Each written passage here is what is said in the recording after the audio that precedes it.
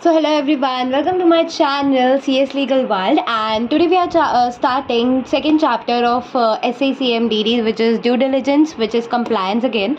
Let me just tell you before I go ahead with this chapter. This chapter is really very important from exam point of view. Exam में कभी कभी 15 mark का, कभी 17 mark का भी आया है, 10 मार्क्स एवरेज आता ही है. सो दो क्वेश्चन फिक्स होते हैं इस चैप्टर से. सो बिफोर मेरे ही पढ़ाने का तरीका आज कुछ अलग है. First I am gonna take you from scanner कि कैसे कैसे क्वेश्चन पूछे गए पास्ट ईयर्स में, and accordingly we gonna move forward with the chapter. So let's understand सबसे पहले क्या पूछा है 2016 में, if you can see, and June 2010 में भी ये क्वेश्चन आया था, which is compliance management. Write a note on compliance management कि कंप्लायंस मैनेजमेंट होता क्या है. What are the areas required to be covered in establishing a compliance management framework? We are understanding the question, we are not reading the answers. ठीक है. A subsidiary to a listed company, irrespective of its registered status, to a large extent is treated as a listed company by the authorities as a secretarial advisor and auditor of XYZ Limited. First of all, try and understand कि इस chapter में question ही ऐसे पूछते हैं, being a company secretary answer this, being a company secretary answer this. So which is a public limited company and a subsidiary to a listed company ABC Limited. How would you ensure the compliance of corporate governance requirement by XYZ Limited with reference to SEBI LODR regulation 2015. सो एक बार question पढ़ के ये समझ में आ रहा है कि कोबो एंड कोगो which is compliance corporate governance and SEBI LODR के बारे में कुछ मिक्स करके पूछा है. इतना मेरे को थोड़ा समझ में आ रहा है. ठीक है. फिर next, this has come in 18. XYZ Limited is a listed company. Seek your advice as the secretarial auditor of the company on the inclusion of the extract annual return in the board report for the financial year 2017 and 18. We're gonna read it again. XYZ Limited एक listed company है, asking for our advice as secretarial auditor, okay, of the company on the inclusion of extract annual return in the board report, on the inclusion of extract annual return in the board report for the financial year 2017-18. Okay, we understood this one. Then the next one is you are appointed as compliance officer in listed company. An independent director asks you to describe the scope of corporate compliance. Fair enough. उसके बाद आता है explain the compliances under SEBI loader again, relevant to the common obligation to any listed entity, indicating the time period and event of such event of each. तो basically इसमें क्या करा है ये लोग ने. ओके, तो क्वार्टरली कंप्लायंस दिया है. Fair.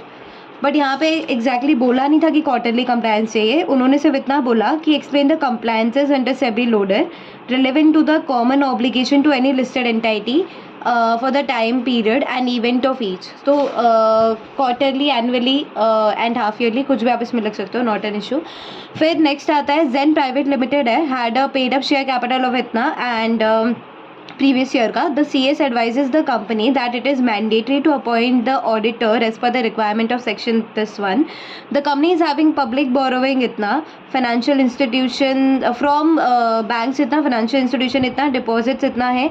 Examine the requirement of applicability of mandatory term rotation of appointment of auditor with reference to the charge scenario since change the scenario since 2017. All right. So basically, if we see in here, so we are mota moti we have to know about the auditor's appointment qualifications, कि कब auditor को appoint करना पड़ता है, and rotation of auditor, appointment of auditor होता है क्या अभी. और ये मुझे जून 2017 में, if you know then rotation of auditor हटा दिया है बेसिकली. अब वैसा है नहीं, but still we can check it out. Then next it says that XYZ Limited having a paid up share capital of this much on 31st March, whether the company is required to appoint a company secretary in the company. इसका paid up share capital है 10 करोड़ का. ठीक है. What would be your answer if the XYZ Limited is a private limited company? Explain the relevant provision regarding. So basically private हो या public हो, अगर 10 करोड़ का पेड अप शेयर कैपिटल है तो उनको करना ही होता है. For the private limited company then it has appointed whole time. See, I told you this. Then the next question arises here is list out the records which are required to be maintained by LLP under the LLP Act 2008. This question again has come in December 21, I guess. Yes, this question has come, where as this is an additional question but this question has come. फिर है यहाँ पर exemption availed to section 8 companies under companies act. Discuss the various exemption availed by section 8 company. No, it hasn't been asked yet. These are all additional question that scanner has. Identification of activity wise compliance क्या होता है, sector wise compliance क्या होता है और industry specific compliance क्या होता है. Then the question comes, discuss the 5 circumstances in which newspaper advertisement to be given under Companies Act 13. कि newspaper advertisement कम देना है. Discuss 4 circumstances where disclosure to be made at website of the company. This hasn't been asked. These are all additional.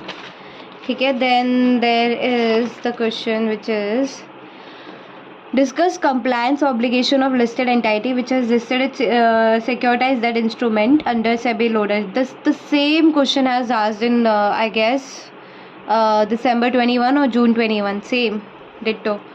Then discuss obligation and discuss obligation of listed entity which has listed its Indian depository receipt. ये तो आया, IDR के बारे में बोला है, however ये अभी तक आया नहीं है. Then the next one is write detailed note on prior intimation to stock exchange about board meeting under SEBI loader. Wow, same ditto question है.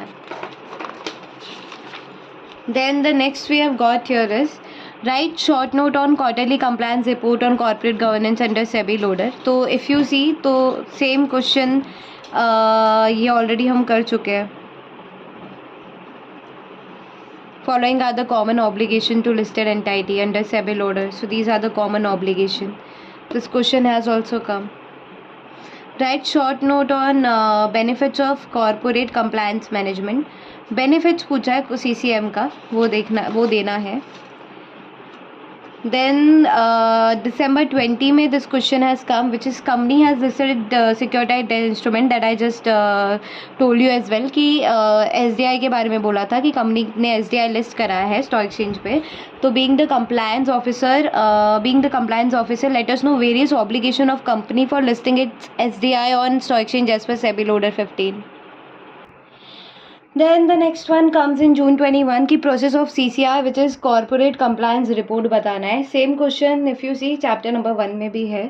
अब आप कहीं से भी बता दो, doesn't matter. Compliance related to financial statement and forms to be filed with ROC for the purpose of statutory auditor वो बताना है. December 21 में question आया था, what are the records to be preserved for 21 years and 5 years under rule 27 of LLP Act.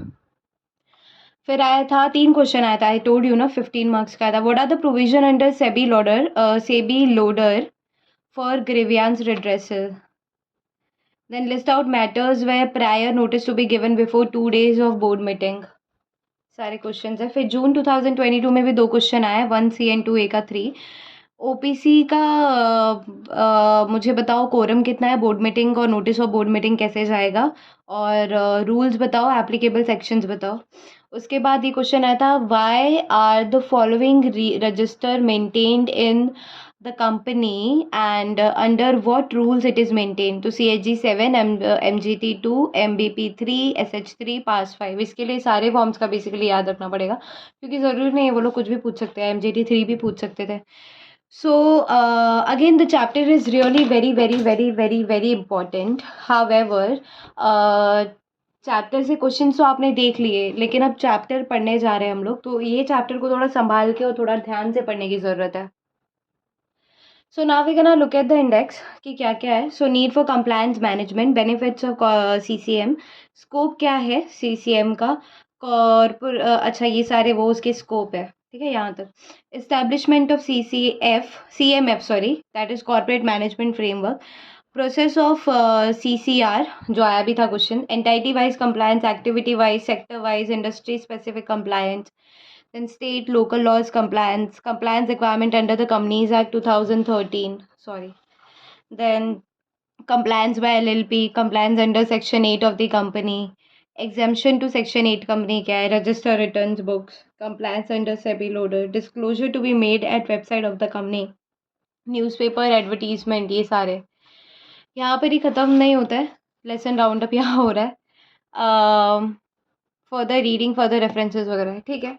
So we're gonna move to our chapter number 2 and let's see how does it work out. ठीक है.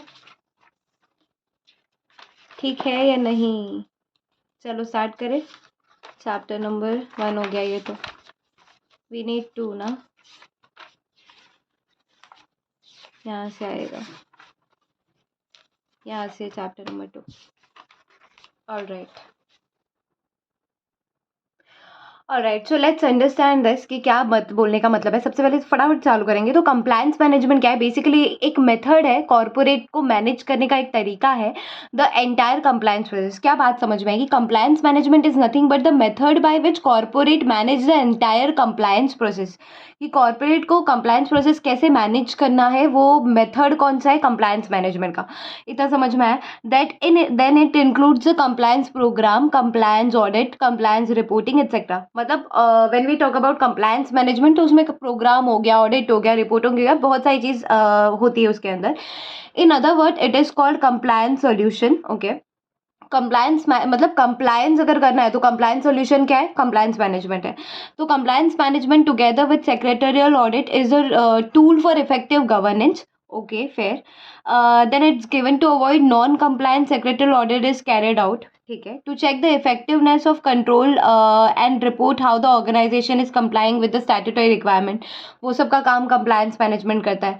तो a well design and implemented compliance management process reduce time, कि क्यों चाहिए अपने को? तो basically that reduce time, saves money and hassle that is spend on a compliance. ठीक है, फिर है that corporate compliance management which is CCM again, that involves research and analysis as well as investigation and evaluation.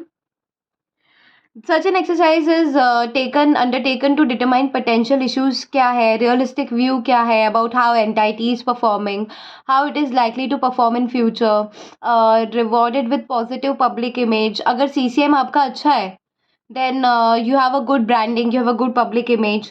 Company secretaries play a crucial role in CCM. तो इतना हमको idea तो हो गया है कि CCM is a tool, is a method for this is how the corporate manage, like how the corporate manage the entire compliances process. तो CCM कहीं ना कहीं एक मेथड है, एक कंप्लायंस सॉल्यूशन है। This we understood now. सबसे पहले फर्स्ट क्वेश्चन बोलो या ऐसे नॉर्मल बोलो कि कंप्लायंस मैनेजमेंट की बेसिकली क्या ज़रूरत है। इफ़ वी सी हियर तो कंप्लायंस मैनेजमेंट की ज़रूरत ही क्या है, क्यों चाहिए कंप्लायंस मैनेजमेंट? तो यहाँ पर बोला है कि बेसिकली CCM जो है वो एक ऑनगोइंग प्रोसेस है और those fails to address the new regulations, मतलब इसमें ये दिया है कि जो नए रेगुलेशंस को फॉलो नहीं कर पाता है तो उसको ह्यूज फाइन देना पड़ता है, रेपुटेशन डैमेज हो जाती है, लाइबिलिटीज़ इंक्रीज हो जाता है। तो CS का एक ऑनरस रिस्पॉन्सिबिलिटी, ऑनगोइंग रिस्पॉन्सिबिलिटी है to provide full, timely and intelligible information to their board. CS को इंश्योर करना है ये चार चीज़ें, which is adherence to necessary industry and government regulation, कि आपका कंपनी जो है वो जो भी स्पेसिफिक सेक्टर में वर्क कर रहा है, जो भी इंडस्ट्री में है, तो इंडस्ट्री एंड गवर्नमेंट रेगुलेशन जो भी है आइडेंटिफाई करना है और उसको कंप्लायंट भी करना है। Of course change business process according to the legislative change, जैसे जैसे बिजनेस प्रोसेस आप चेंज करोगे उसके बाद आप बोलोगे कि ये रूल्स नहीं होना चाहिए, वो रूल्स जो है, वैसा तो नहीं होगा। आपके जो लेजिस्लेटिव चेंजेस है, जो गवर्नमेंट ने रूल्स बनाया, आप उसके हिसाब से अपने बिजनेस को चेंजेस ला सकते हो। realign sources to meet compliance deadlines. Okay, react quickly and cost effectively at regulation change. फिर है to successfully monitor compliance with regulation an organization has to do what. क्या पढ़ा हमने, देखना। टू सक्सेसफुली मॉनिटर कंप्लायंस, अगर अपने को compliance monitor करना है कि कंप्लायंस हो रहा है नहीं हो रहा है, मॉनिटर करना है। ठीक है, मॉनिटर करने का काम कर रहे हैं विथ रेगुलेशन, कि कंप्लायंस किस चीज़ से हो रहा है, कंप्लायंस आप रेगुलेशन का ही करोगे। तो टू सक्सेसफुली मॉनिटर कि कंप्लायंस विथ रेगुलेशन इज हो रहा है या नहीं हो रहा है, and organisation has to do what. अगर बेसिकली कल को मैं कंपनी सेक्रेटरी बन रही हूँ या आज मैं कंपनी सेक्रेटरी हूँ, मैं हूँ ऑफ कोर्स, तो अगर मैं कंपनी सेक्रेटरी हूँ और मुझे मॉनिटर करना है कि कंप्लायंस जो है रेगुलेशंस के साथ मैं कर रही हूँ या नहीं, तो मेरे को क्या स्टेप्स लेने पड़ेंगे, क्या देखना पड़ेगा मुझे मॉनिटर करने के लिए? तो सबसे पहले तो मैं ये देखूंगी ना कि कौन कौन से सिस्टम है जो नॉन कंप्लायंट है, क्योंकि मुझे मॉनिटर करना है ना। अब मैं कुछ प्लानिंग नहीं कर रही हूँ, मैं मॉनिटर वाले स्टेज पे आ गई हूँ। अब मेरे को मॉनिटर करना है कंप्लायंस हो रहा है नहीं, तो सबसे पहले मैं ये देखूंगी कि भाई नॉन कंप्लायंट वाले किधर है, उसको अलग करती हूँ, सॉर्ट करती हूँ उसको। ऑर्गेनाइज करो, prioritise remedial action by effort, impact and issue severity. अब जो नॉन कंप्लायंट वाले देखे हैं मैंने, तो मैं प्रायोरिटाइज करूंगी किस एक्शन को मैं रेमेडियल कर सकती हूँ, किस एक्शन को मैं अभी भी ठीक कर सकती हूँ, और उसका इम्पैक्ट और इशू क्या होगा। हर एक नॉन कंप्लायंट का इम्पैक्ट और इशू सिवियरिटी, मतलब कितना सीवियर है वो सब मुझे लिखना पड़ेगा बेसिकली कंप्लायंस चार्ट में। रेमीडिएट क्विकली, रेमीडिएट मतलब क्या होता है, सबसे पहले तो असेस कर रही हूँ मैं, रिस्क असेस कर रही हूँ कि नॉन कंप्लायंट कितने हैं, कौन से सिस्टम नॉन कंप्लायंट है। मैं ऑर्गेनाइज कर रही हूँ, मतलब क्या, ऑर्गेनाइज कर रही हूँ ना मैं चीज़ों को, रेमेडी वालों को अलग कर रही हूँ, उसके इम्पैक्ट और इशू को अलग लिख रही हूँ। Remediate quickly adhere to changes identify, remediate कैसे करूँगी, क्विकली जो भी चेंज है मुझे उधर जो जो कंप्लायंस करने के लिए, नॉन कंप्लायंस से कंप्लायंस करने के लिए जो भी चेंजेस है वो मैं क्विकली करूँगी, आइडेंटिफाई करूँगी।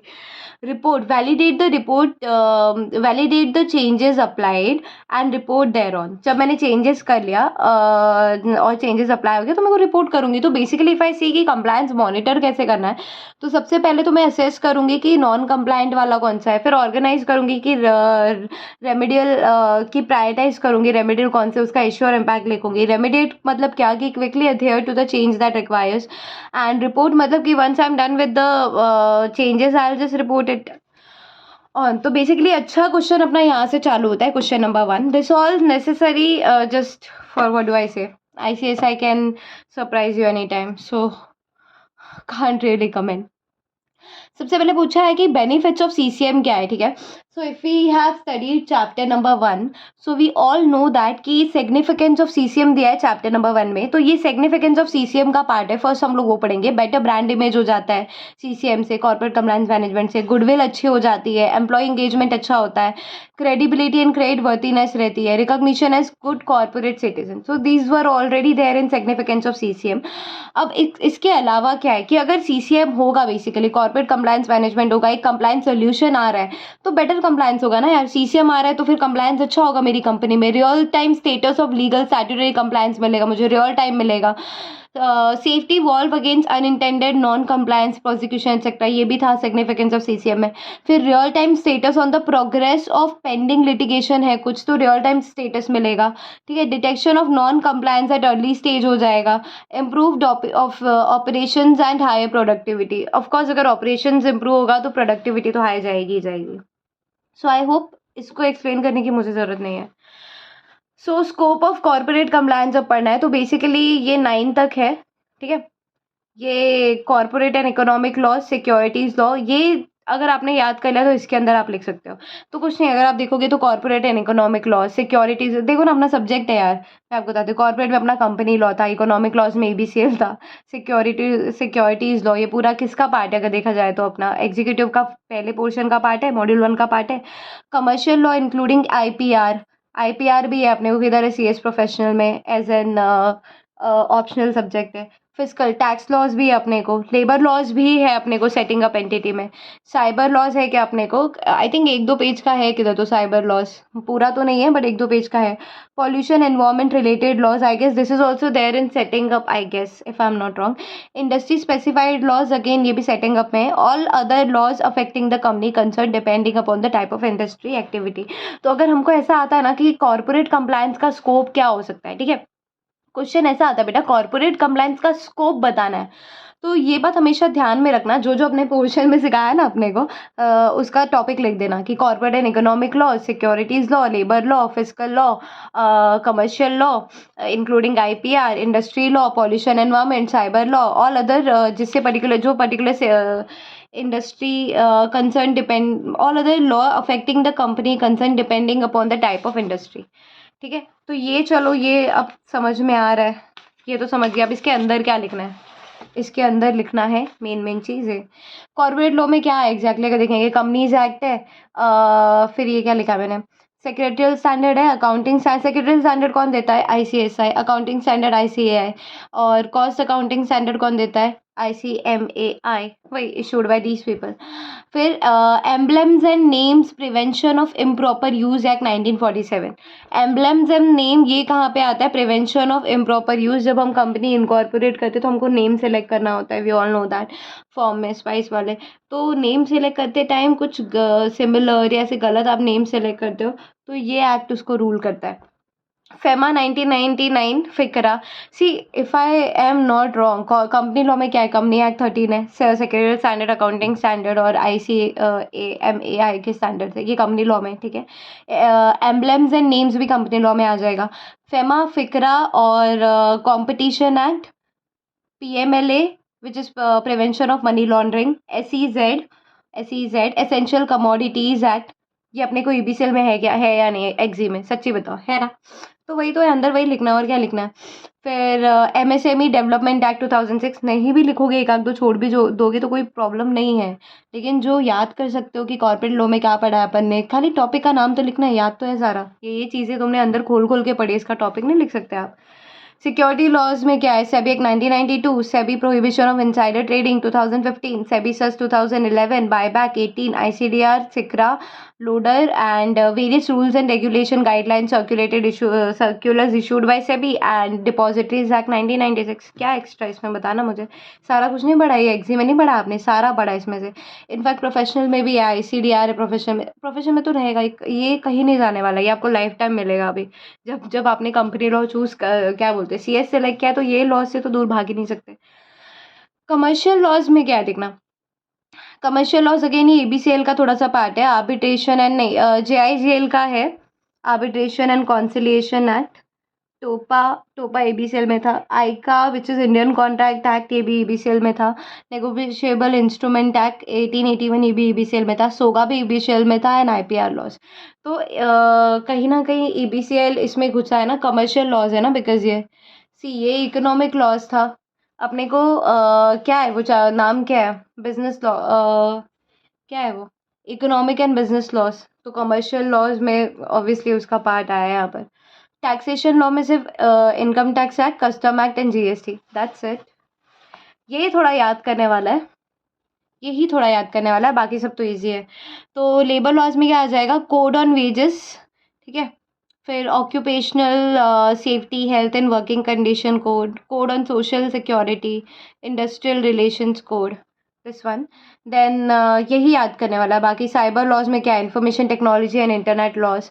पॉल्यूशन में भी आपको आएगा air water environment protection act 1986. ये आई थिंक TY में पढ़ा था, या तो किसी ने MCOM किया होगा तो उसमें भी था. Environment protection act 1986. And if I am not wrong तो सेटअप में भी कहीं ना कहीं मिल जाएगा. Public liability insurance 1991. National green tribunal I guess. National green tribunal ये सिक्योरिटीज लॉज में है शायद, या फिर नॉट रियली श्योर. या फिर आपको कहाँ हो सकता है? सेटअप में होगा या तो सिक्योरिटीज लॉ में है. National green tribunal. So basically pollution में क्या क्या देख लोगे आप? Air water environment protection act 1986, public liability insurance and national green tribunal. अब एयर वाटर में क्या है? Prevention and control of prevention and control of sorry, what's wrong with me? Prevention and control of pollution, prevention and control of pollution, prevention and control of pollution. ये तो act भी same है, यहाँ पे खाली 1981 है एयर वाले में. वाटर वाले का एक्ट तो सेम ही रहेगा.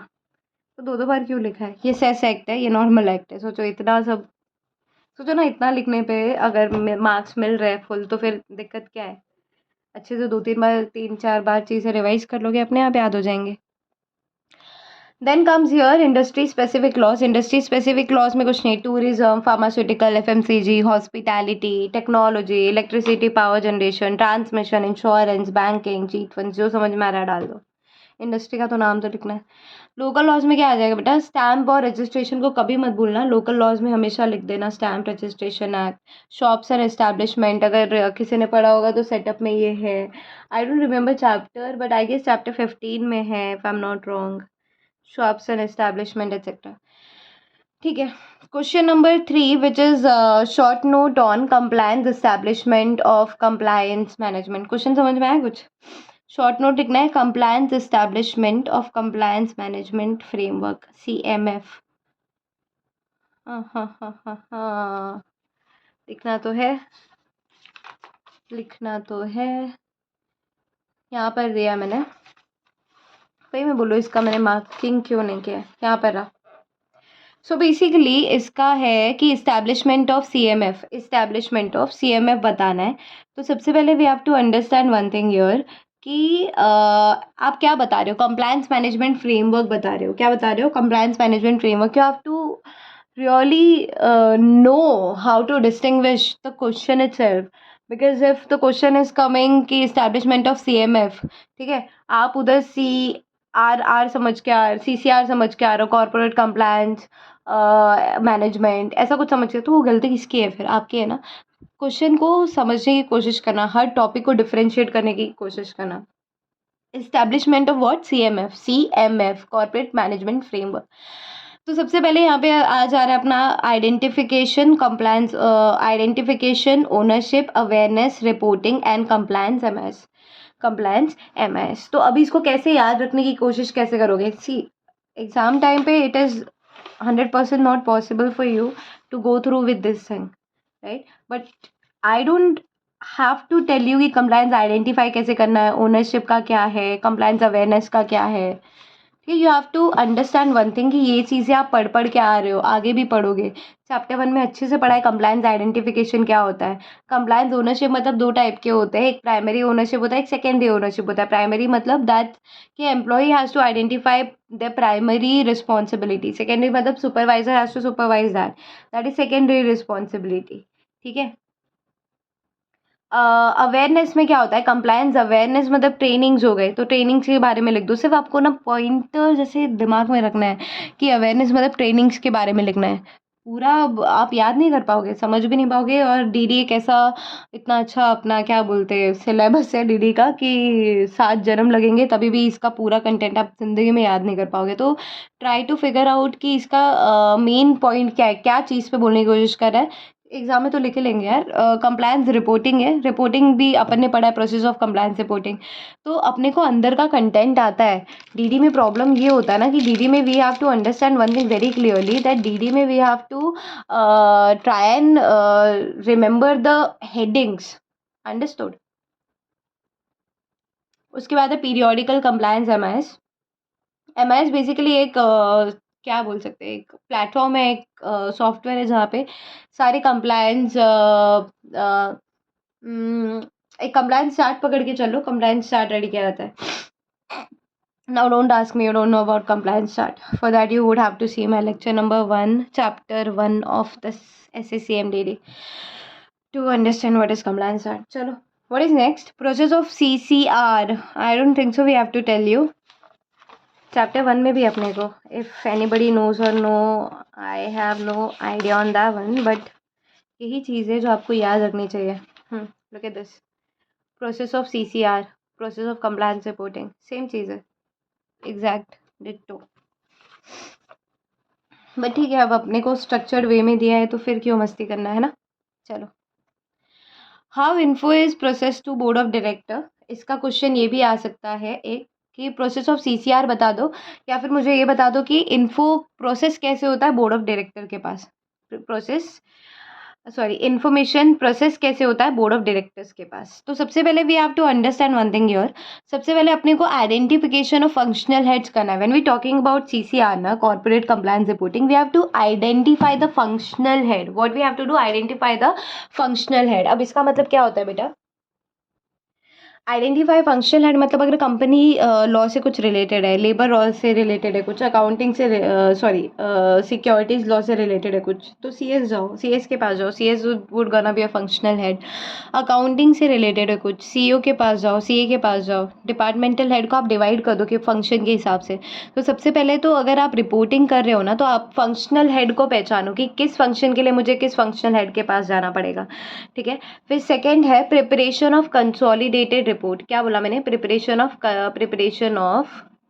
दिख रहा है ना guys? Alright. So preparation of consolidated report, preparation of consolidated report में क्या आ जाता है, by collection and classification of department wise information. आपके पास 1000 तरीके के डिपार्टमेंट होंगे, आप जो इन्फॉर्मेशन कलेक्ट कर रहे हो, जो कंसोलिडेटेड रिपोर्ट बन रहा है, आपको बेसिकली बनाना क्या है, कंसोलिडेटेड रिपोर्ट बनाना है, राइट। आपके पास फंक्शनल हेड है, सारी इन्फॉर्मेशन आ गई, आप कलेक्ट करोगे, क्लासीफाई करोगे डिपार्टमेंट वाइज इन्फॉर्मेशन, क्योंकि ये इन्फॉर्मेशन कहीं ना कहीं आपको किसके पास पहुंचानी है, बोर्ड तक पहुंचानी है। कंफर्मेशन फ्रॉम फंक्शनल हेड, अब कंफर्मेशन क्या लोगे फंक्शनल हेड से, that report prepared is as per the input received and listing of compliances and non compliances, that report prepared is as per input received and listing of compliances and non is as per input received from the various units। उस हिसाब से आपने report को prepare किया है।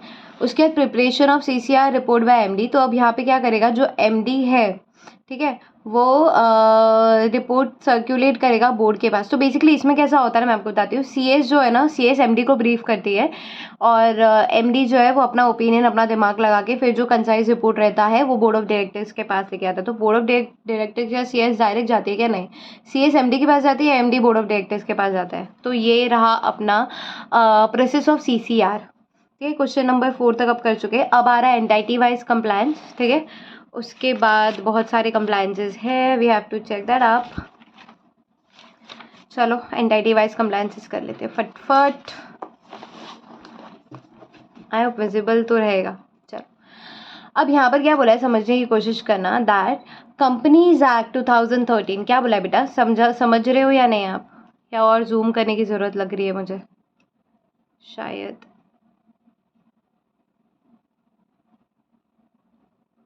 दिख रहा है?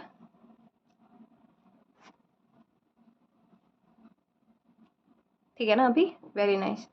एंटाइटी वाइज कंप्लायंस में क्या बोला आपने को, कि जो कंपनीज एक्ट है ना, वो एक डिटेल प्रोविजन बताता है रिगार्डिंग इनकॉर्पोरेशन कैसे करना है कंपनी का, कितने मेंबर्स रिक्वायर्ड है, क्वालिफिकेशन क्या है मेंबर्स की, अपॉइंटमेंट कैसे करोगे, रेम्यूनरेशन कितना दोगे डायरेक्टर्स को, रिटायरमेंट ऑफ डायरेक्टर्स, ये सब, बोर्ड मीटिंग कैसे कंडक्ट करना है, जनरल मीटिंग कैसे कंडक्ट करना है, रेजोल्यूशन कैसे पास होंगे, आरपीटी के लिए क्या आरपीटी के ट्रांजैक्शन कैसे हैंडल होंगे, बुक्स ऑफ अकाउंट कैसे बनाओगे, filing of form to ROC कैसे करोगे। तो ये सब एंटाइटी वाइज कंप्लायंस कौन बताता है, ये अपने को कंपनीज एक्ट बताता है। ठीक है, इतना समझ में आ रहा है।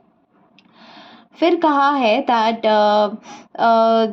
Companies are required to convene board meeting, we all know that, and also observe secretarial standard. ठीक है, financial statement and annual return भी क्या करना पड़ता है, कंपनी को कंप्लाई करना पड़ता है with financial report and annual return. ठीक है, ये एंटाइटी वाइज कंप्लायंस है, जस्ट इमेजिन दैट।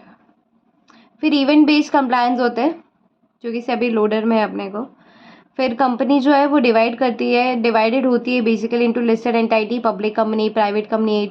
बेसिकली ये क्वेश्चन तो देखो लिखा भी है यहाँ पे, नॉट इम्पॉर्टेंट। इसमें आप क्या ही लिखोगे मतलब, और एग्जामिनर भी पागल ही होगा अगर ये वाला क्वेश्चन पूछ लिया, तो कुछ है ही नहीं इसमें, क्या लिखोगे, कंपनी एक्ट की तारीफ करोगे इधर। और ये तो भूल के भी मत सोचना कि ऐसे क्वेश्चन आ सकते हैं एग्जाम में आपको। Type of companies under, I am sorry my bad, type of companies under the companies act 2013, भूल के भी मत सोचना कि ये क्वेश्चन आने वाले इस टाइप के, तो पढ़ के भी कुछ मतलब नहीं है। फिर भी is my very good responsibility.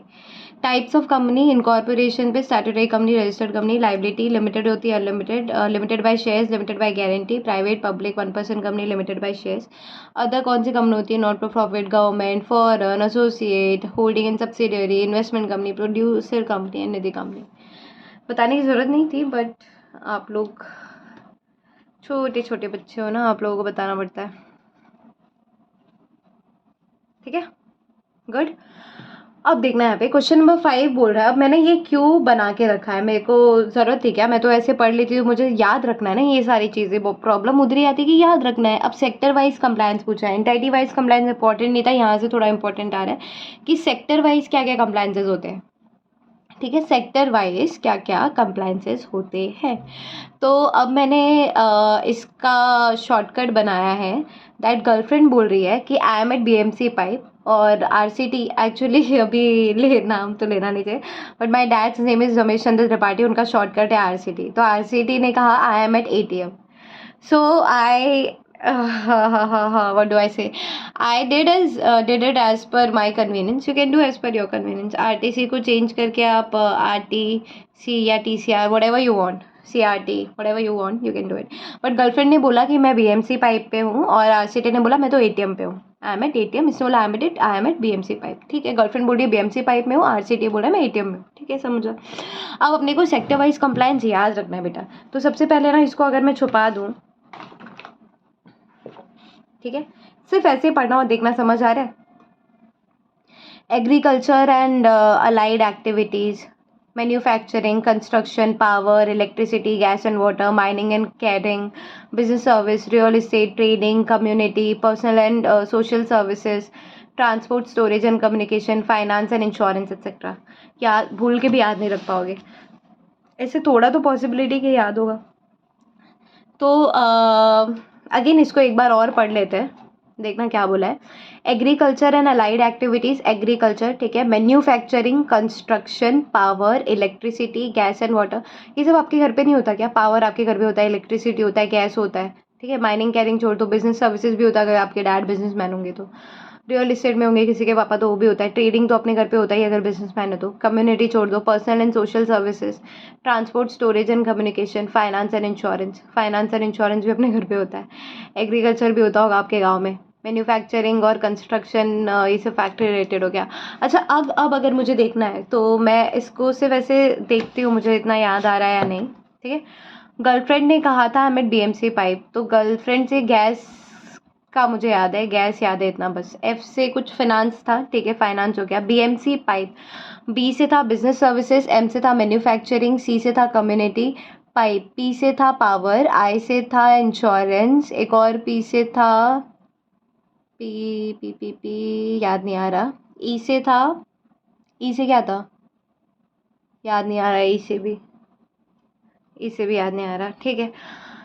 फिर RCT ने कहा I am at ATM, R से क्या था, रियल इस्टेट था, C से याद नहीं आ रहा, T से ट्रांसपोर्ट स्टोरेज कुछ था, ठीक है। ATM अगेन, ATM, M से एक तो मैन्युफैक्चरिंग था और एक माइनिंग एंड कैरिंग था, ठीक है।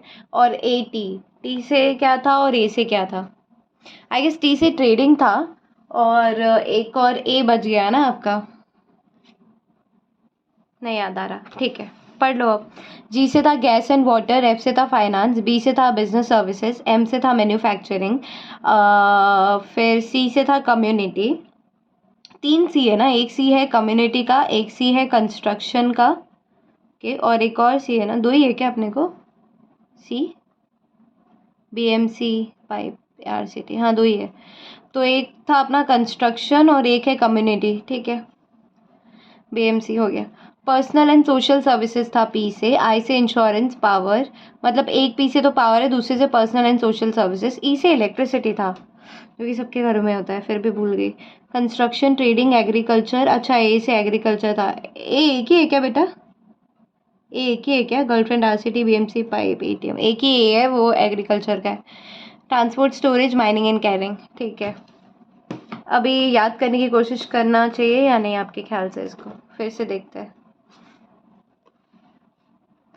गर्लफ्रेंड ने कहा मैं BMC पाइप, RCT ने बोला मैं ATM। गर्लफ्रेंड से क्या था? गैस एंड वाटर, F से फिनांस, BMC, B से था बिजनेस सर्विसेज, M से था मैन्युफैक्चरिंग, C से था कम्युनिटी, P से था पावर, I से था इंश्योरेंस, एक और P से था personal and social services, E से था इलेक्ट्रिसिटी। चलो, गर्लफ्रेंड BMC पाइप तो जम गया। RCT, R से था रियल एस्टेट, C से था कंस्ट्रक्शन, यप, एंड T से ट्रांसपोर्ट एंड स्टोरेज, ठीक है। I am at ATM। T से था ट्रेडिंग, M से था माइनिंग एंड कैरिंग, A से था agriculture. Wow, I am done. ऐसे तो करना, ये तो ट्रिक है, और क्या ट्रिक है? अब याद करके दिखा दिया आपके सामने, और क्या ही चाहते हो आप, क्या ही चाहते हो आप?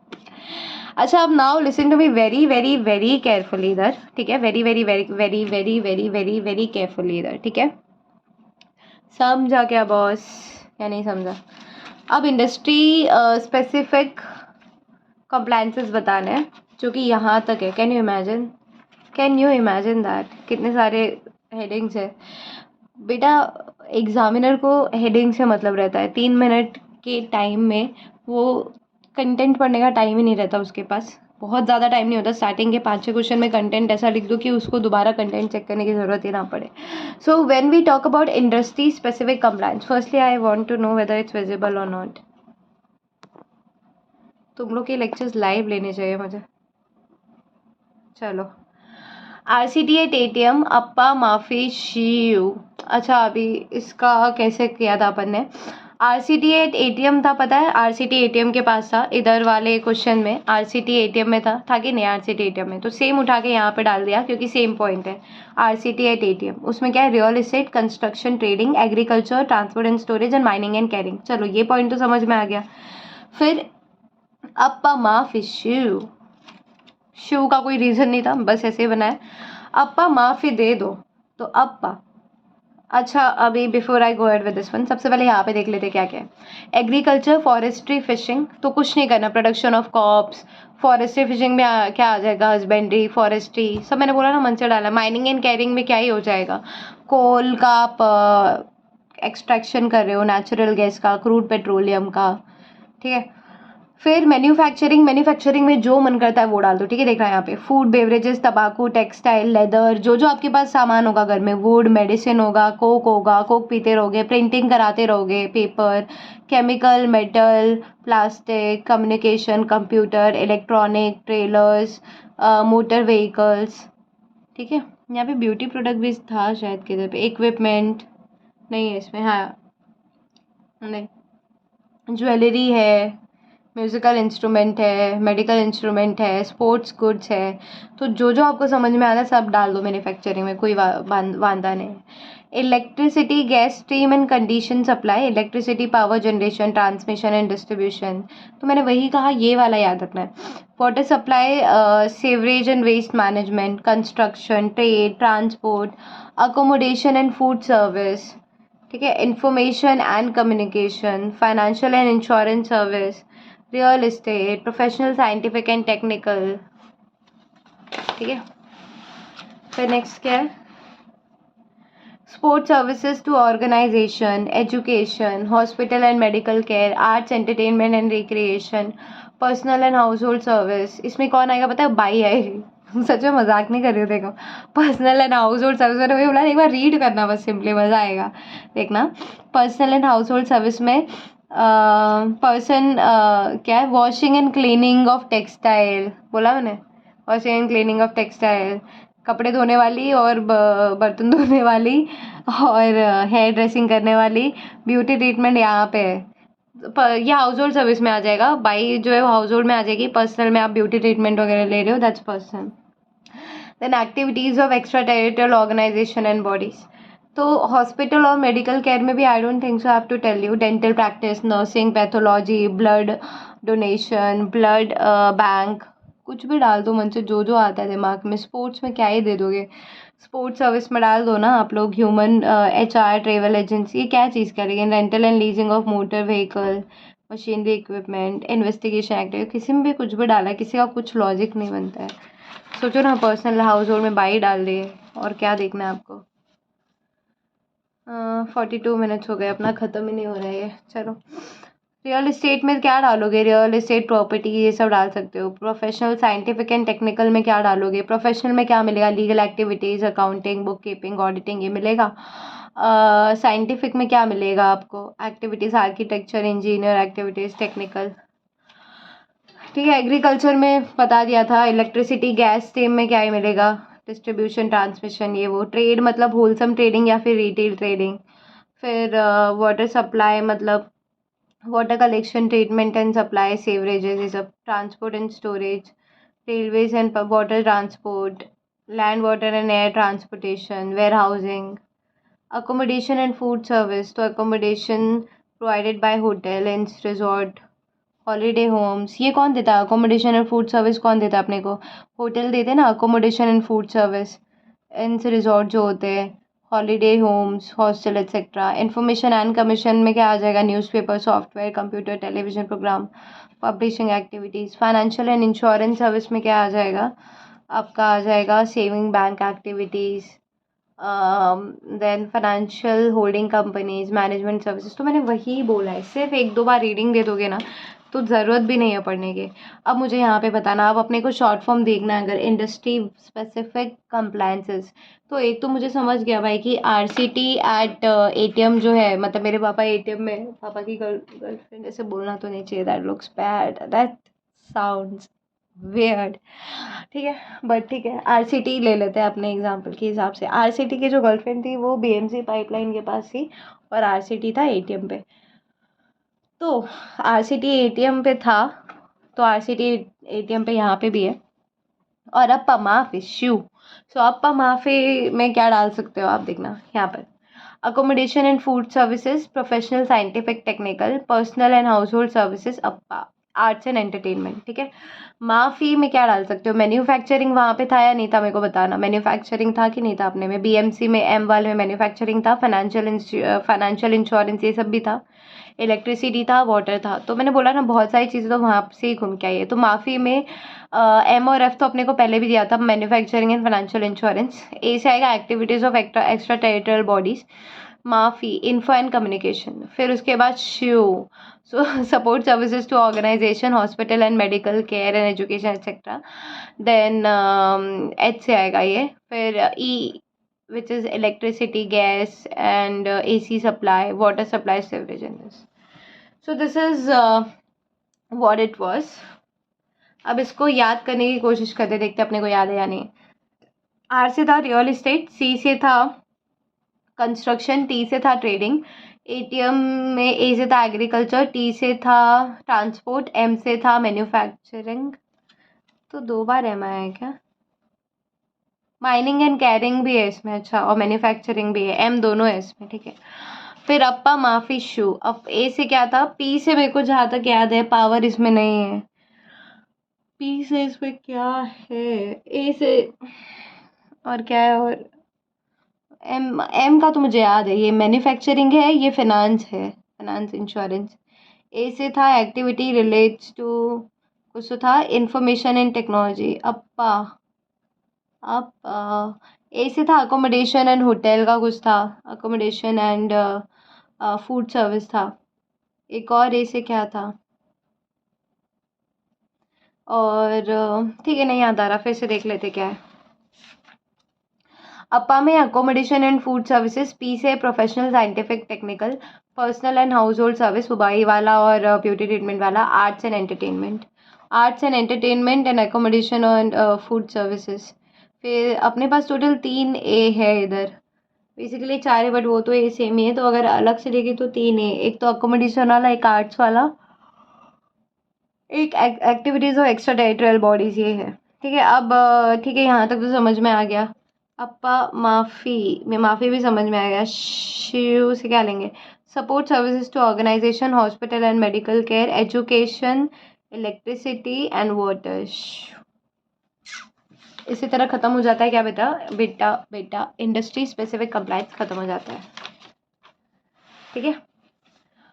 आई जस्ट होप आपको समझ में आ रहा है चीज़ें, and I would really request all of you, everyone, whoever is watching, whoever is sharing my video, kindly subscribe this channel because this is beneficial for you. I've always said that to all my subscribers that only one motto I have towards making this video is to spreading this video to the most what do we say, uh, towards more people basically, and the reason being itself is just that I just want to spread knowledge as much as I can, and whatever I could do, not now, not tomorrow, but always. This is my motto, that if I can get the chance to spread knowledge, then why not? Because why not? Right? So please subscribe this channel, and whoever is watching, just subscribe the channel and then continue to watch again if they want to. ठीक है। फिर या फिर and में video हो जाता है तो सब्सक्राइब करना मत भूलो यार, मेरे को भी थोड़ा मोटिवेशन मिलता है। When my subscribers get more in number, I get happy because people are really watching me, so I kind of also get motivated भाई कि ठीक है, right now just got like 410 subscribers. I want to make it at least till 1000, at least till 2000, or maybe more in number, just so that I can reach to the most large people. All right. फिर चलो next क्या है, compliance requirement under the companies act 13। अब अपने को simple सा पूछा है कि कंप्लायंस एक्ट 13 के बारे में बताओ कि कंप्लायंस क्या क्या चाहिए होता है 13 में।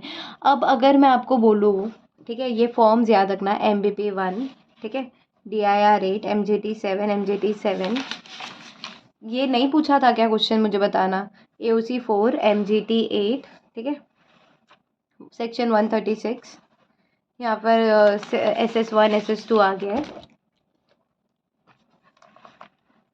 फिर यहाँ पर सेक्शन 173, 139, 20388, ठीक है। यहाँ पर फॉर्म्स तो नहीं दिया है, बट यहाँ पे देखो फॉर्म्स आ गए फिर से। MBP 1 अगेन, ये सेम था चीज़ें, वो OPC के लिए था, ये स्मॉल कंपनीज के लिए है। अप्रॉक्स सेम है सब कुछ, तो एक बार आप पढ़ लोगे तो आगे का सेम हो जाएगा आपके लिए। देख रहे हो तो पूरा पेज ही सेम है। फिर यहाँ से नया कुछ आ रहा है, ये क्या है, क्या था ये, OPC का कंपनीज एक्ट में क्या कंप्लायंस है, तो यहाँ से कुछ न्यू पोर्शन है OPC के लिए। याद है अपने को एक क्वेश्चन में पूछा था ना, उसका कोरम बताओ, उसका बोर्ड मीटिंग नोटिस कैसे, देखो ये बोर्ड मीटिंग, ये notice of board meeting, and then quorum पूछा था इसका। और याद है अपॉइंटमेंट ऑफ ऑडिटर के बारे में पूछा था। तो ये सब चीज़ें कहाँ से बताओगे, यहीं से बताओगे ना बेटा, कहाँ और कहीं से बता सकते हो क्या। कंप्लायंसेस बाय LLP, तो कंप्लायंस बाय LLP में भी पूछा था कि बताओ, विद सेक्शन बताने बोला था, वो भी विद सेक्शन। फिर है compliance under LLP act 2008 and rule made thereunder, rule के हिसाब से भी कंप्लायंसेस पूछे थे, क्वेश्चन आया है, मैं I am not denying the fact. Rule 27 पूछ रहा था, LLP to be preserve for 21 years 5 years, देखना यहाँ पे 21 ईयर्स 5 ईयर्स, ये क्वेश्चन आए ना यार एग्जाम में, 3 ईयर्स क्वेश्चन आए ये सारे। कंप्लायंस अंडर सेक्शन 8 कंपनी, ठीक है। फिर यहाँ पर if you see register return books, ये सारी चीज़ें। फॉर्म नंबर PAS 5 PS 5, इसके बारे में पूछा था।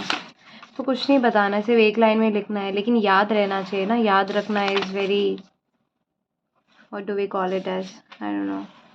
सेबी लोडर के कंप्लायंस, इस सेबी लोडर के कंप्लायंस ऑलरेडी मेरे यूट्यूब चैनल पर है, if you search it by quarterly compliance, yearly compliance, half yearly compliance, you will get it. So I am not gonna make you study this because वहाँ पे बहुत detail में बहुत अच्छे से पढ़ा है। वैसे भी यहाँ पे पढ़ाऊँगी तो सिंपल जाएगा, बट वहाँ पे बहुत अच्छे से पढ़ा है, तो दोबारा लेने का कोई मतलब नहीं बनता है। Obligation of listed entity which has listed specified securities, equity और कन्वर्टेबल सिक्योरिटीज। एक तो सिक्योरिटाइज डेट इंस्ट्रूमेंट का आया था, वो कहाँ है, वो देखना है मुझे। IDR के बारे में दिया है, ये सारे कुछ भी आ सकता है क्वेश्चन में। ICSI securitise debt instrument already आ चुका है। Disclosure to be made at website of the company, तो वही तो बोल रही हूँ, बहुत सारी चीज़ें, और कितने ही सेक्शन याद कर लोगे आप, क्योंकि दे तो कुछ भी सकता है ना बेटा, वो तो कुछ भी दे सकता है। तो या तो आप एक काम कर सकते हो, जितने याद कर सकते हो, जितने इंपॉर्टेंट लगते हैं आपको आपके हिसाब से उतने लर्न कर लो, बाकी जितने मैं मेरे हिसाब से करा सकते हो, I am gonna do it for you. But before that let's start, चलो स्टार्ट करते हैं। यहाँ से ही था ना, compliance that private company need to follow, ठीक है, यहाँ पे थे अपन। क्या बोला बेटा इसमें, compliance that private company need to follow, समझ रहा है ना इतना। अब देखना है यहाँ पे क्या कंप्लायंस है जो प्राइवेट कंपनी को फॉलो करना है। Disclosure by directors of his interest, अब सेक्शन भी याद रखना है, रूल कुछ भी पूछ सकता है आपको, rule section whatever, code the relevant section rules. अभी I don't know how you can do this, you can just revise this maximum time, that's all I can say now, but ठीक है। Disclosure by directors of his interest.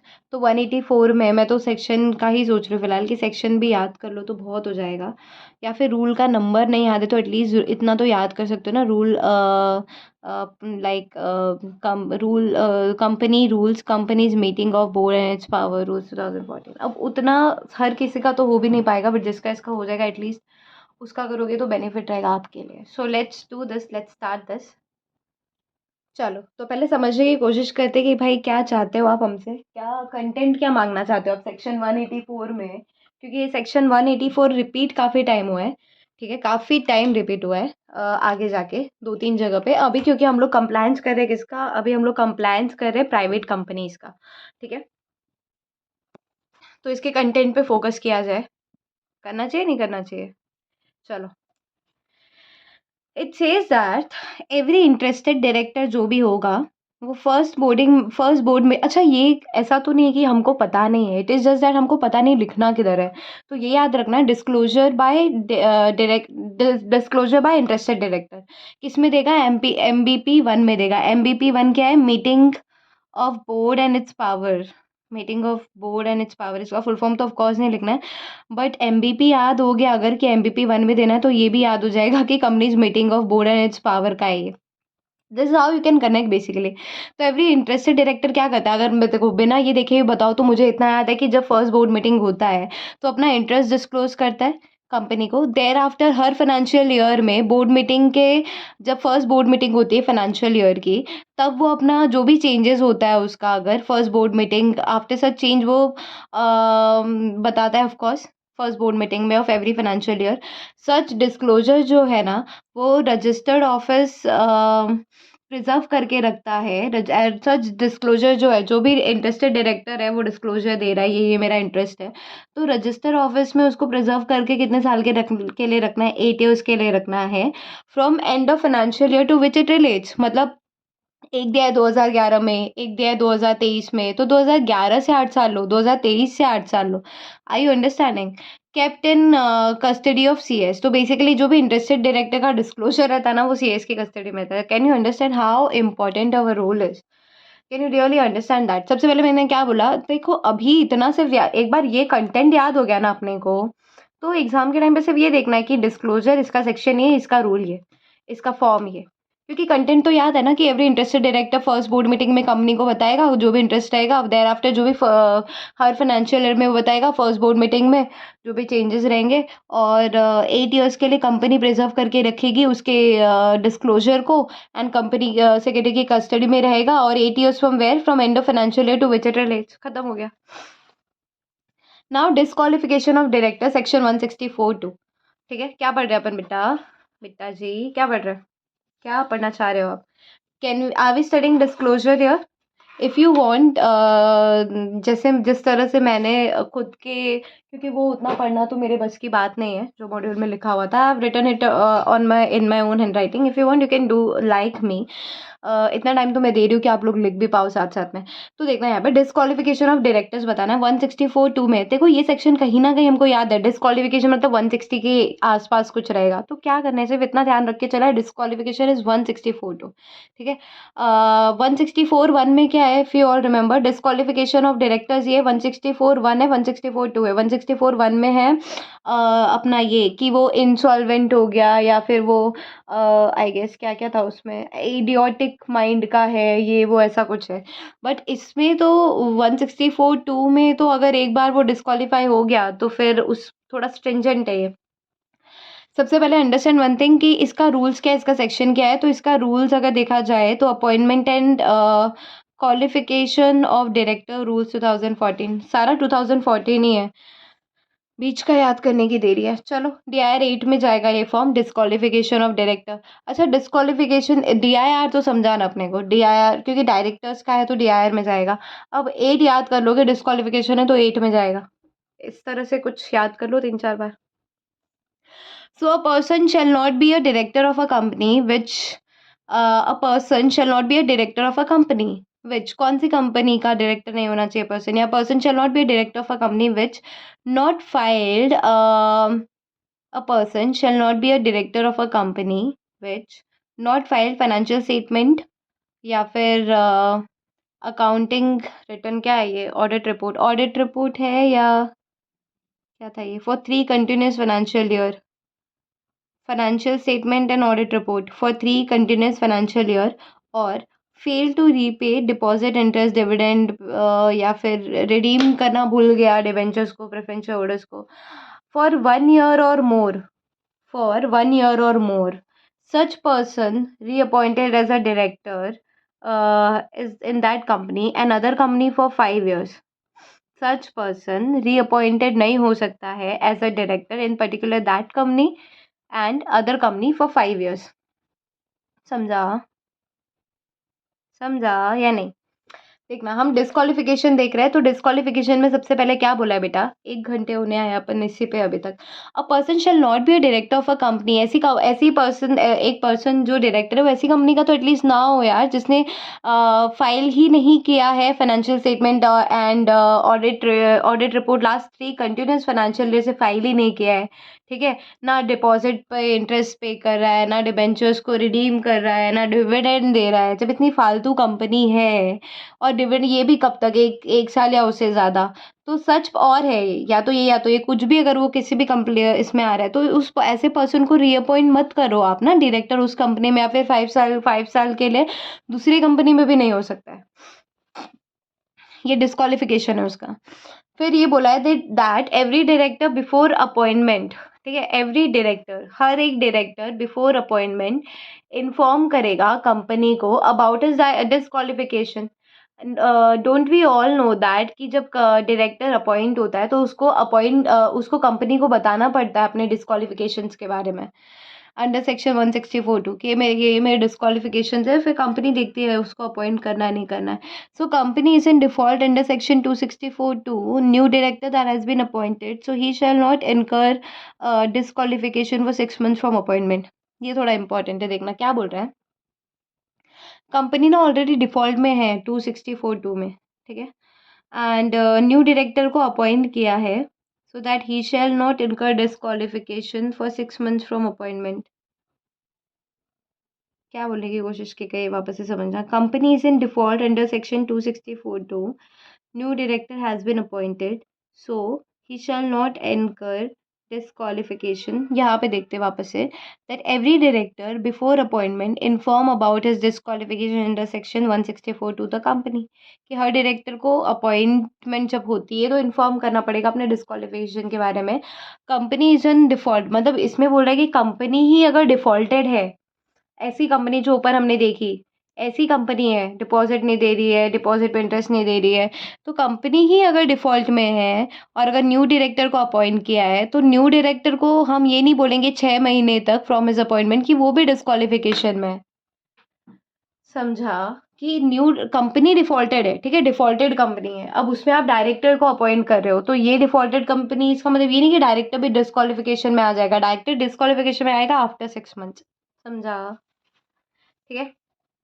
फिर आता है annual return. We all know that annual return, अच्छा ये financial return के साथ ये एनुअल रिटर्न था, my bad then, audit report नहीं, ये एनुअल रिटर्न था।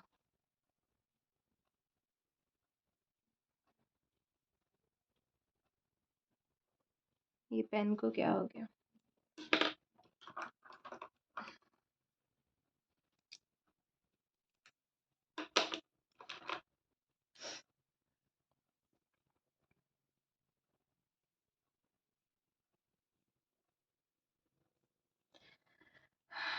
ठीक है, तो एनुअल रिटर्न मतलब वो वाली कंपनी जिसने फाइनेंशियल स्टेटमेंट या फिर एनुअल रिटर्न नहीं दिया 3 years तक, या फिर ऐसे फेल टू 1 year और मोर, तो वैसी कंपनी में डायरेक्टर्स को ना रीअपॉइंट किया जाएगा, ना वो डायरेक्टर दूसरी कंपनी में 5 years के लिए जा सकता है। Next we are studying annual return क्या होता है, तो सेक्शन 92(4) एंड रूल्स भी बहुत बड़े हैं, बढ़िया है ये भाई, मैनेजमेंट एंड अच्छा ये नहीं बता सकते क्या आप मुझे कि मैनेजमेंट MGT 7 पूरा मैनेजमेंट से रिलेटेड है? MGT मतलब मैनेजमेंट शॉर्टकट ले सकते हैं ना अपन, तो एनुअल रिटर्न MGT 7 में जाता है, ये याद रख सकते हो मेरे ख्याल से। तो मेरे ख्याल से आपको क्या करना चाहिए पता है क्या? आपको बस अंदर का कंक्लूजन भूल के एक ऐसा पेज लो, मैं आपको अपना थोड़ा सा वॉल दिखाते हो, if I can hold on, just look at this.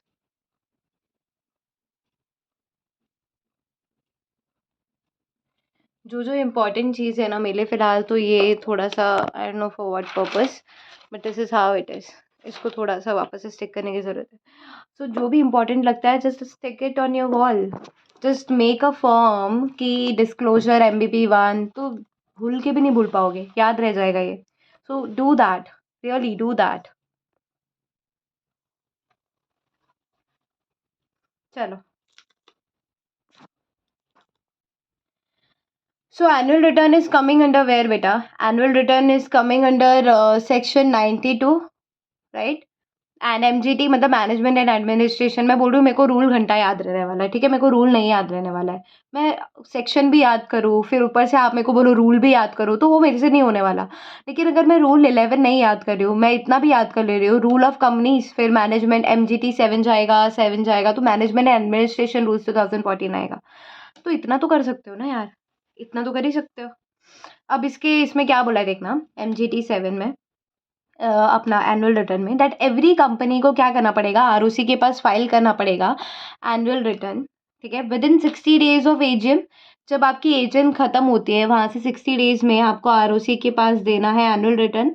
अगर आपकी एजीएम ही नहीं हुई है तो within 60 days from the date on which the AGM should have been held.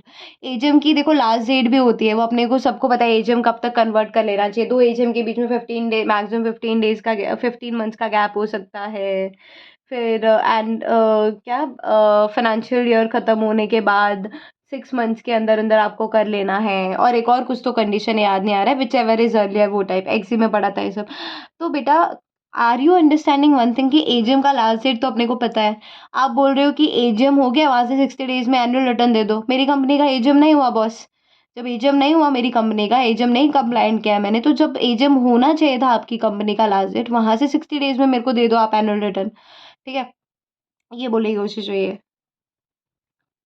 With reason and fees, with reason भी दो कि क्यों नहीं हुआ आपका एजीएम, क्यों नहीं हुआ।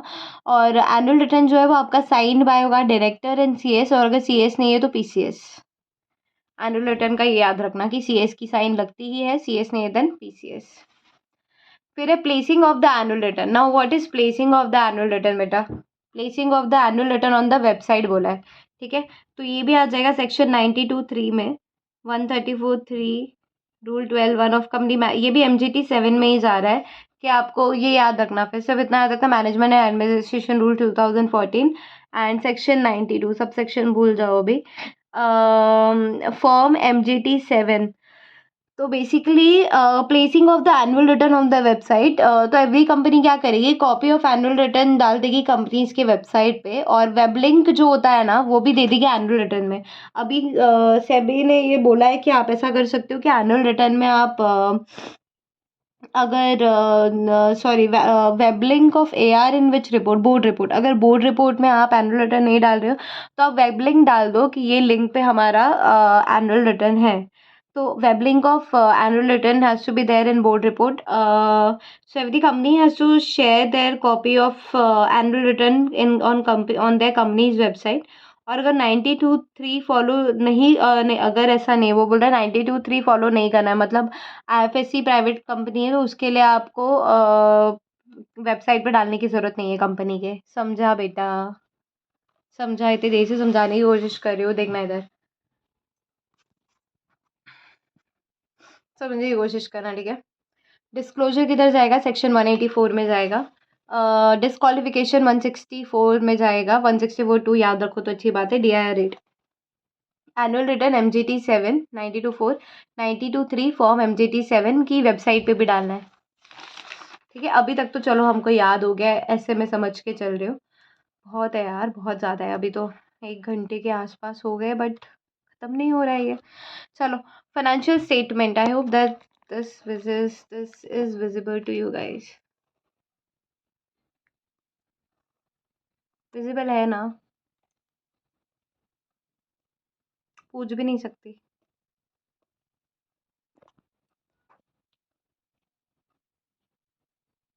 चलो, दिख रहा है ना?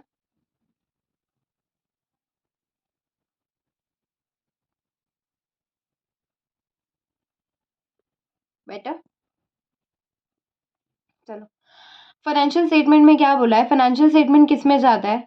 अब ये तो बताने की ज़रूरत नहीं कि फाइनेंशियल स्टेटमेंट एओसी 4 में जाता है, ई फॉर्म एओसी 4 में जाता है, और कैश फ्लो स्टेटमेंट भी एओसी 4 में जाता है। ठीक है। सेक्शन 137 जो होता है, and rule 12 one of companies accounts rules 2014। सी एक चीज़ मेरी याद रखो कि 14 तो सब जगह है, 2014, क्योंकि मेजर जो रूल्स बने थे वो 2014 में बने थे, इसीलिए सब जगह आपको मोस्टली 2014 दिखता है रूल्स में। When we talk about accounts MGT ये वो, तो रूल्स 2014 तो याद ही रहने वाला है अपने को। सिर्फ ये याद रखने की कोशिश करना है कि ये वाला कौन से चैप्टर में था, अकाउंट्स में, तो कंपनी अकाउंट्स रूल्स 2014 ऐसे कर सकते हो। सेक्शन 137 में अब यहाँ पर देखना ये क्या बोलने की कोशिश कर रहा है लोगों को। कंपनी जो है वो फाइल करेगी within 30 days of their AGM to ROC what financial statement, consolidated financial statement अगर सब्सिडरी वगैरह है तो, ड्यूली अडॉप्टेड एट एजीएम। अगर आपने अडॉप्ट नहीं किया एजीएम में फाइनेंशियल स्टेटमेंट या फिर कंसोलिडेटेड फाइनेंशियल स्टेटमेंट, तो फिर एडजंट एजीएम में क्या है तो भी चलेगा, वो भी दे दो, कोई प्रॉब्लम नहीं है। अगर अनअडॉप्टेड फाइनेंशियल स्टेटमेंट है आपके पास कि अडॉप्टेड किया ही नहीं है आपने एजीएम में, तो भी चलेगा, कोई बात नहीं है, फाइल कर दो आरओसी के पास within 30 days of AGM. ठीक है, जब 30 days हो गया था सॉरी एजीएम हो गया, उसके 30 days के अंदर भी अगर आप मुझे अनअडॉप्टेड फाइनेंशियल स्टेटमेंट हो वो भी दे दो। अगर आपने एजीएम ही नहीं की है तो within 30 days at which AGM should have been held, and reason कि एजीएम क्यों नहीं हुआ, can you tell me one thing, क्या लॉ ने आपके लिए ऐसा बोला है कि आपने एजीएम, देखो कहीं ना कहीं ये सब एजीएम से रिलेटेड है कि ये सब आपको अडॉप्ट करना है, कभी एजीएम में अडॉप्ट करना है financial statement whatever as the case में भी। Can you tell me one thing कि एजीएम ही नहीं हुई, अगर ऐसे होता कि सारा चीज़ें एजीएम के डेज पे अगर मैं दे देती यहाँ पे लॉ में, तो एजीएम नहीं होती, तो ये तो बोलते हैं अरे एजीएम नहीं हो तो ये कैसे फॉलो करो, लेकिन यहाँ पे कंपनी लॉ ने अपने को क्लियरली बताया है, कंपनी लॉ के रूल्स ने बताया है, कंपनी अकाउंट्स रूल्स 2014, कि company has to file financial statement consolidated financial statement within 30 days of their AGM to ROC, जो कि ड्यूली अडॉप्टेड है। अगर आप बोल रहे हो अडॉप्ट नहीं किया एजीएम में चलेगा, एजेंट एजीएम में क्या होगा वो दे दो, अच्छा आपने अडॉप्ट ही नहीं किया है, ठीक है, तो फिर फाइल कर दो within 30 days of your AGM. AGM ही नहीं हुई है तो जब एजीएम हो जाना चाहिए था, लास्ट डेट था उस दिन से 30 days में दे दो, और मुझे रीजन भी बताओ कि एजीएम क्यों नहीं किया आपने, छोड़ूंगा थोड़ी ऐसे, समझा।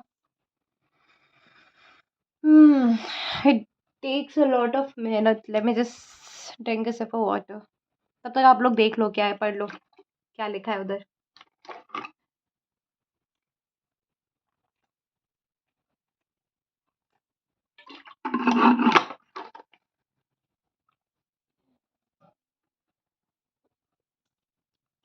Now, certification of return, section 92 again, ये जा रहा है 92(8) में, सॉरी MGT 8 में जा रहा है। देखो लिंक करना चाहते हो ना बेटा, बहुत अच्छे से लिंक कर सकते हो। MGT का रूल्स तो पता है, 92 पहले इसको पढ़ लेते हैं, ठीक है। 92 व्हाट्स रॉन्ग विद मी, क्या है, सर्टिफिकेशन ऑफ रिटर्न। अब ये क्या बोल रहा है कि अगर आप लिस्टेड कंपनी हो, अगर आप लिस्टेड कंपनी हो, तो जो एनुअल रिटर्न दोगे आप कंपनी को, या फिर क्या ये लिस्टेड कंपनी जो है, और ऐसी कंपनी जिसका paid up share capital 10 crore या मोर है, या फिर टर्नओवर 50 करोड़ और मोर है,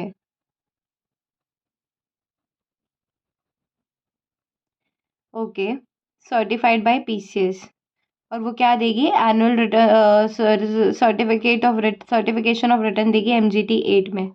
तो बेसिकली वो सिर्फ इतना बोल रहा है कि अगर आप लिस्टेड कंपनी हो, अगर आप लिस्टेड कंपनी हो, या फिर आप ऐसी कंपनी हो जिसका पेड अप कैपिटल 10 करोड़ का या उससे ज़्यादा, ये किसके लिए हम कर रहे हैं, and we doing it for private company, compliance that private company need to follow, so we are doing it for private company।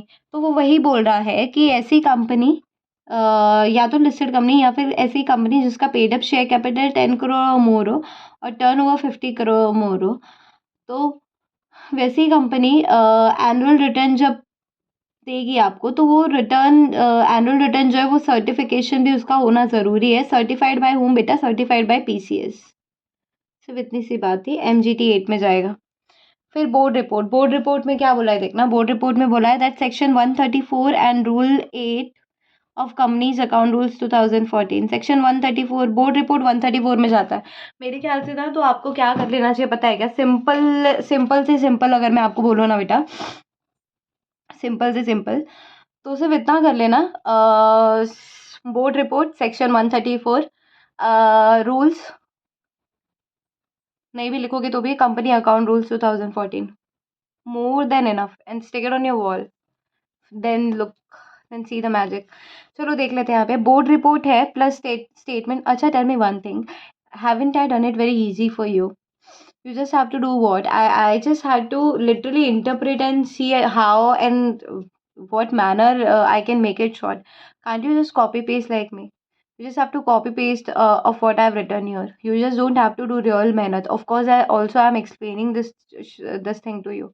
So you really don't have to do mehnat. And then I don't understand why people are not really taking the help of these kind of videos, or why there are very less views. I don't understand, because there are classes which is just for chapter number 2. They are taking like 4 lectures, 5 lectures, and that's unnecessary, because I believe if something can be done in a shorter way in a short time, then why not? I don't get that because they have education institutional dhanda or whatever we can say. Not all, but some of them, yes.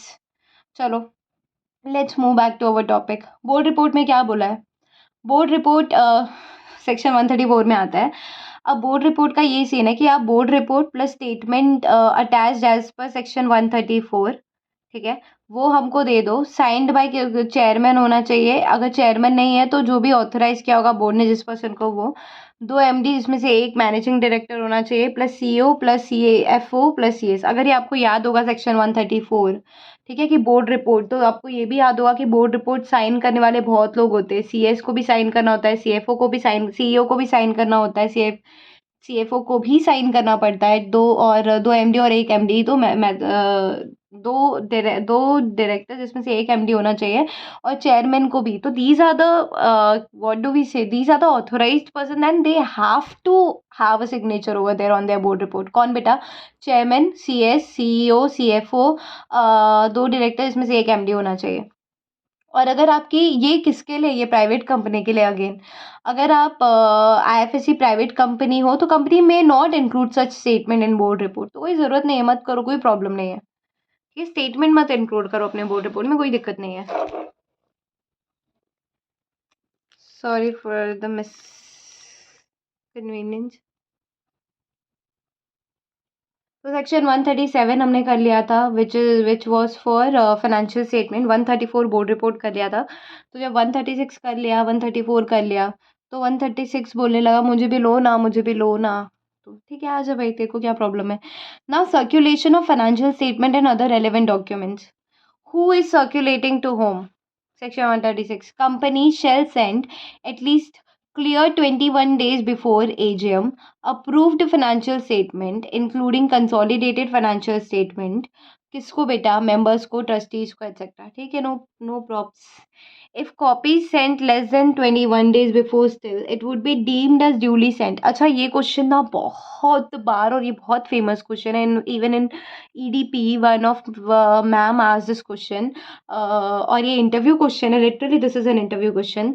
कि आप पहले तो मुझे बताओ, इसमें बहुत सारे बच्चे कंफ्यूज भी हो जाते हैं। सबसे पहले मुझे एक बात बताओ, वी ऑल नो दैट कि एजम का नोटिस जो है ना वो 21 डेज बिफोर जाता है, किसके पास? मेंबर्स के पास, ट्रस्टीज के पास, एक्सेट्रा, जो भी एज द केस में भी, ठीक है।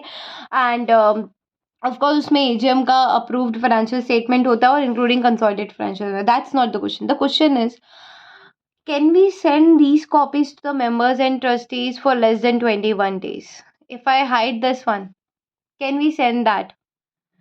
Can we really send that? Can we send at least clear 20, मतलब ऐसे बोला है कि क्लियर 21 डेज पहले रिपोर्ट जाता ही जाता है, कुछ भी कर लो जाना ही होगा। But can we send it less than 21 days? Can we do that? If you're really interested in watching my videos, then just comment down, can we do that or not? So I would understand how many people are understanding this or not. Just comment it down, dude. So are we doing it? Commenting. Forget it. So yes, we can do that. We can send it for less than clear 21 days, less than whatever, the clear 21 days. We can do that. But कैसे? अगर company आपकी share capital वाली या company does not have a share capital, share holder holding 95% of their paid up share capital plus majority vote in favour जा रहा है कि मेरे को 21 डेज से कम में कॉपी दोगे तो चालेल, मला चालेल, चलेगा मुझे, ठीक है। और यहाँ पे अगर कंपनी के पास company doesn't have share capital तो at least 95% of total voting power exercisable at meeting, वो लोग बोल रहे हैं कि चलेगा मुझे, कोई प्रॉब्लम नहीं है, दे दो कम से 15 दिन से कम में दोगे, 21 डेज से कम में दोगे या 15 दिन में दे दो, चलेगा, एज दे आर वोटिंग, ठीक है। तो आप जो है कॉपीज लेस देन 21 डेज में भी नोटिस जो है आपका वो बेच सकते हो मेंबर्स को, एंड एज द केस में भी जो भी कंसर्न पर्सन है। फिर यहाँ पे देखना नेक्स्ट, एवरी लिस्टेड एंटाइटी जो है that on its website they place audited account of each subsidiary also, including subsidy incorporated outside India. If foreign company doesn't require audited financial statement in that country, then unaudited वाला भी आप website पर डाल दो, कोई problem नहीं है।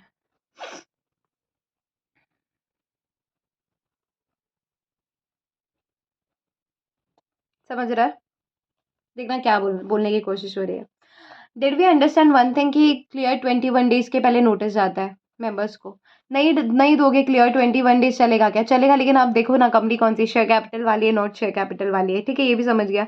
अब बोल रहा है कि एवरी लिस्टेड एंटाइटी जो है ना वो क्या करती है, वो एक ऑडिटेड अकाउंट अपने सब्सिडियरी का प्लेस करती है वेबसाइट पे, ठीक है। अब अगर कौन सी सब्सिडरी का, सारी सब्सिडरी का क्या, अगर मेरी कोई सब्सिडरी है जो आउटसाइड इंडिया है तो उसका भी मेरे को करने की ज़रूरत पड़ेगी क्या? तो हाँ, करना पड़ेगा, फॉरेन कंपनी का भी। अगर ऐसी कोई फॉरेन कंपनी है जो वहाँ के लॉज के हिसाब से फाइनेंशियल स्टेटमेंट को ऑडिट कराने की ज़रूरत नहीं है, सो इन दैट केस आप अनऑडिटेड ही अपनी वेबसाइट पर डाल दो, लेकिन डाल दो, लेकिन क्या डाल दो।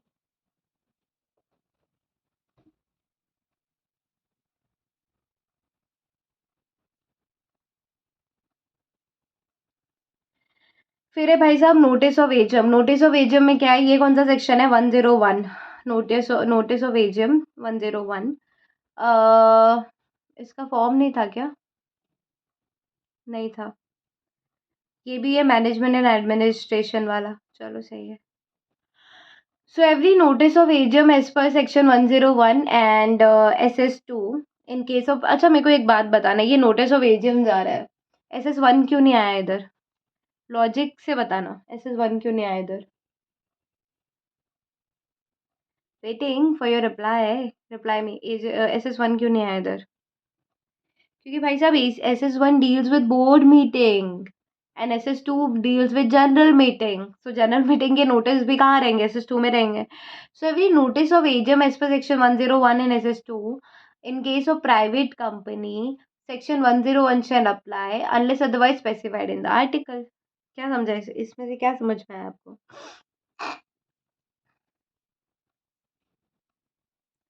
कि हर नोटिस एजीएम का वो सेक्शन 101 एंड SS2 के हिसाब से जाएगा, अगर प्राइवेट कंपनी है तो भी 101 अप्लाई होगा, अनलेस अदरवाइज स्पेसिफाइड इन आर्टिकल्स, अनलेस अदरवाइज आपका आर्टिकल ही मना कर रहा है। समझा? समझा या नहीं? समझा या नहीं बेटा जी? फिर है sending of notice of AGM. I am also a little tired because continuously speaking from like past 1.5 hours. I just hope that this is really useful for you. Now sending of notice of AGM, अब इसमें क्या दिया है वो देखना। देखो आ गया 101 and SS2। अगर ये सारी चीज़ें आप 10 बार देख लो तो मैं तो शॉक्ड हूँ कि कैसे ही भूल पाओगे आप इसको, सीरियसली। कंपनी जो है वो नोटिस ऑफ एजीएम दे रही है किसको? ऑल मेंबर्स को, ऑडिटर को, legal representative of deceased member कोई है तो, और इंसॉल्वेंट है तो उसके असाइनी को, लिक्विडेटर को। तो कंपनी जो है वो नोटिस ऑफ एजीएम देगी इन लोगों को। ये था नोटिस ऑफ एजीएम, ये है sending of notice of AGM. तो सेक्शन 101 अप्लाई होगा प्राइवेट कंपनी पे भी अनलेस अदरवाइज आर्टिकल प्रोहिबिट्स। इसमें कुछ नया नहीं था, मतलब सेम था। नोटिस ऑफ एग्जाम सेम ही था। I don't know why they have literally done that, but same है as it. Now board meeting का सेक्शन तो भूल के भी कोई नहीं भूल सकता कि 173 is for board meeting. When we all know that 173 is for board meeting, why can't we really put that in our answer? Because that is what the examiner looks for. The examiner wants to know how smart you are. Even if you're not smart, why don't you pretend to be smart by quoting this kind of section if you remember in your examination? So understand one thing now, as far as I said कि SS1 में आपका क्या आ जाता है, board meeting आ जाती है। तो कोट करो ना भाई साहब, section 173 and SS1, that every company को मिनिमम 4 बोर्ड मीटिंग करनी है। Maximum gap between two board meeting shall not exceed 120 days। And अगर आपकी IFSC प्राइवेट कंपनी है, अच्छा ये थोड़ा सा इंपॉर्टेंट हो जाएगा कि अगर आपकी IFSC प्राइवेट कंपनी है तो फर्स्ट बोर्ड मीटिंग आपका कब होना चाहिए? Within 60 days of incorporation होना चाहिए। There after at least one board meeting in each half of calendar year. समझा? कि एवरी कंपनी को 4 बोर्ड मीटिंग करना है, मैक्सिमम गैप, ये सब पता है भाई साहब। लेकिन अगर आपकी स्पेसिफाइड प्राइवेट कंपनी है तो फर्स्ट बोर्ड मीटिंग आप कंपनी इनकॉर्पोरेट होने की 60 days में रख लो, कोई दिक्कत नहीं है। देयर आफ्टर एटलीस्ट एक बोर्ड मीटिंग होना चाहिए इन each half of calendar year. So now we are doing notice of board meeting and the same thing is there in your DPA जो है ना आपका, ड्राफ्टिंग प्लीडिंग एंड अपीयरेंस। उसमें SS1 में पढ़ोगे ना, चैप्टर नंबर 3 है शायद, यस, उसमें भी है ये सारी चीज़ें। SS1 में नोटिस वोटिस सब चीज़ें है, तो रीडिंग के ऊपर है आपके। नोटिस ऑफ बोर्ड मीटिंग कब जाएगा बेटा SS1 के हिसाब से? सो नोटिस जाएगा बोर्ड मीटिंग का not less than 7 days, not less than 7 days notice in writing of every director. Now tell me one thing, board meeting will we all know that कि at least 7 days पहले तो जाना चाहिए ना, इन writing जाना चाहिए to every director at his residential address. Email पे बोल रहा है तो ईमेल पे कर दो, या आप कैसे दे सकते हो, हैंड डिलीवरी, पोस्ट, या फिर इलेक्ट्रॉनिक वे से भी दे सकते हो। शॉर्टर नोटिस चलेगा क्या मीटिंग के लिए? तो चलेगा।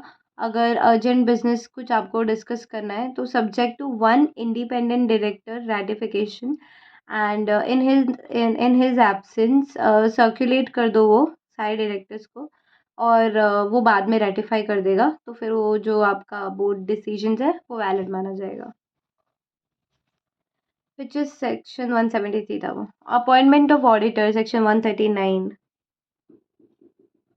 रूल क्या है इसका? Companies audit and auditors rules 2014।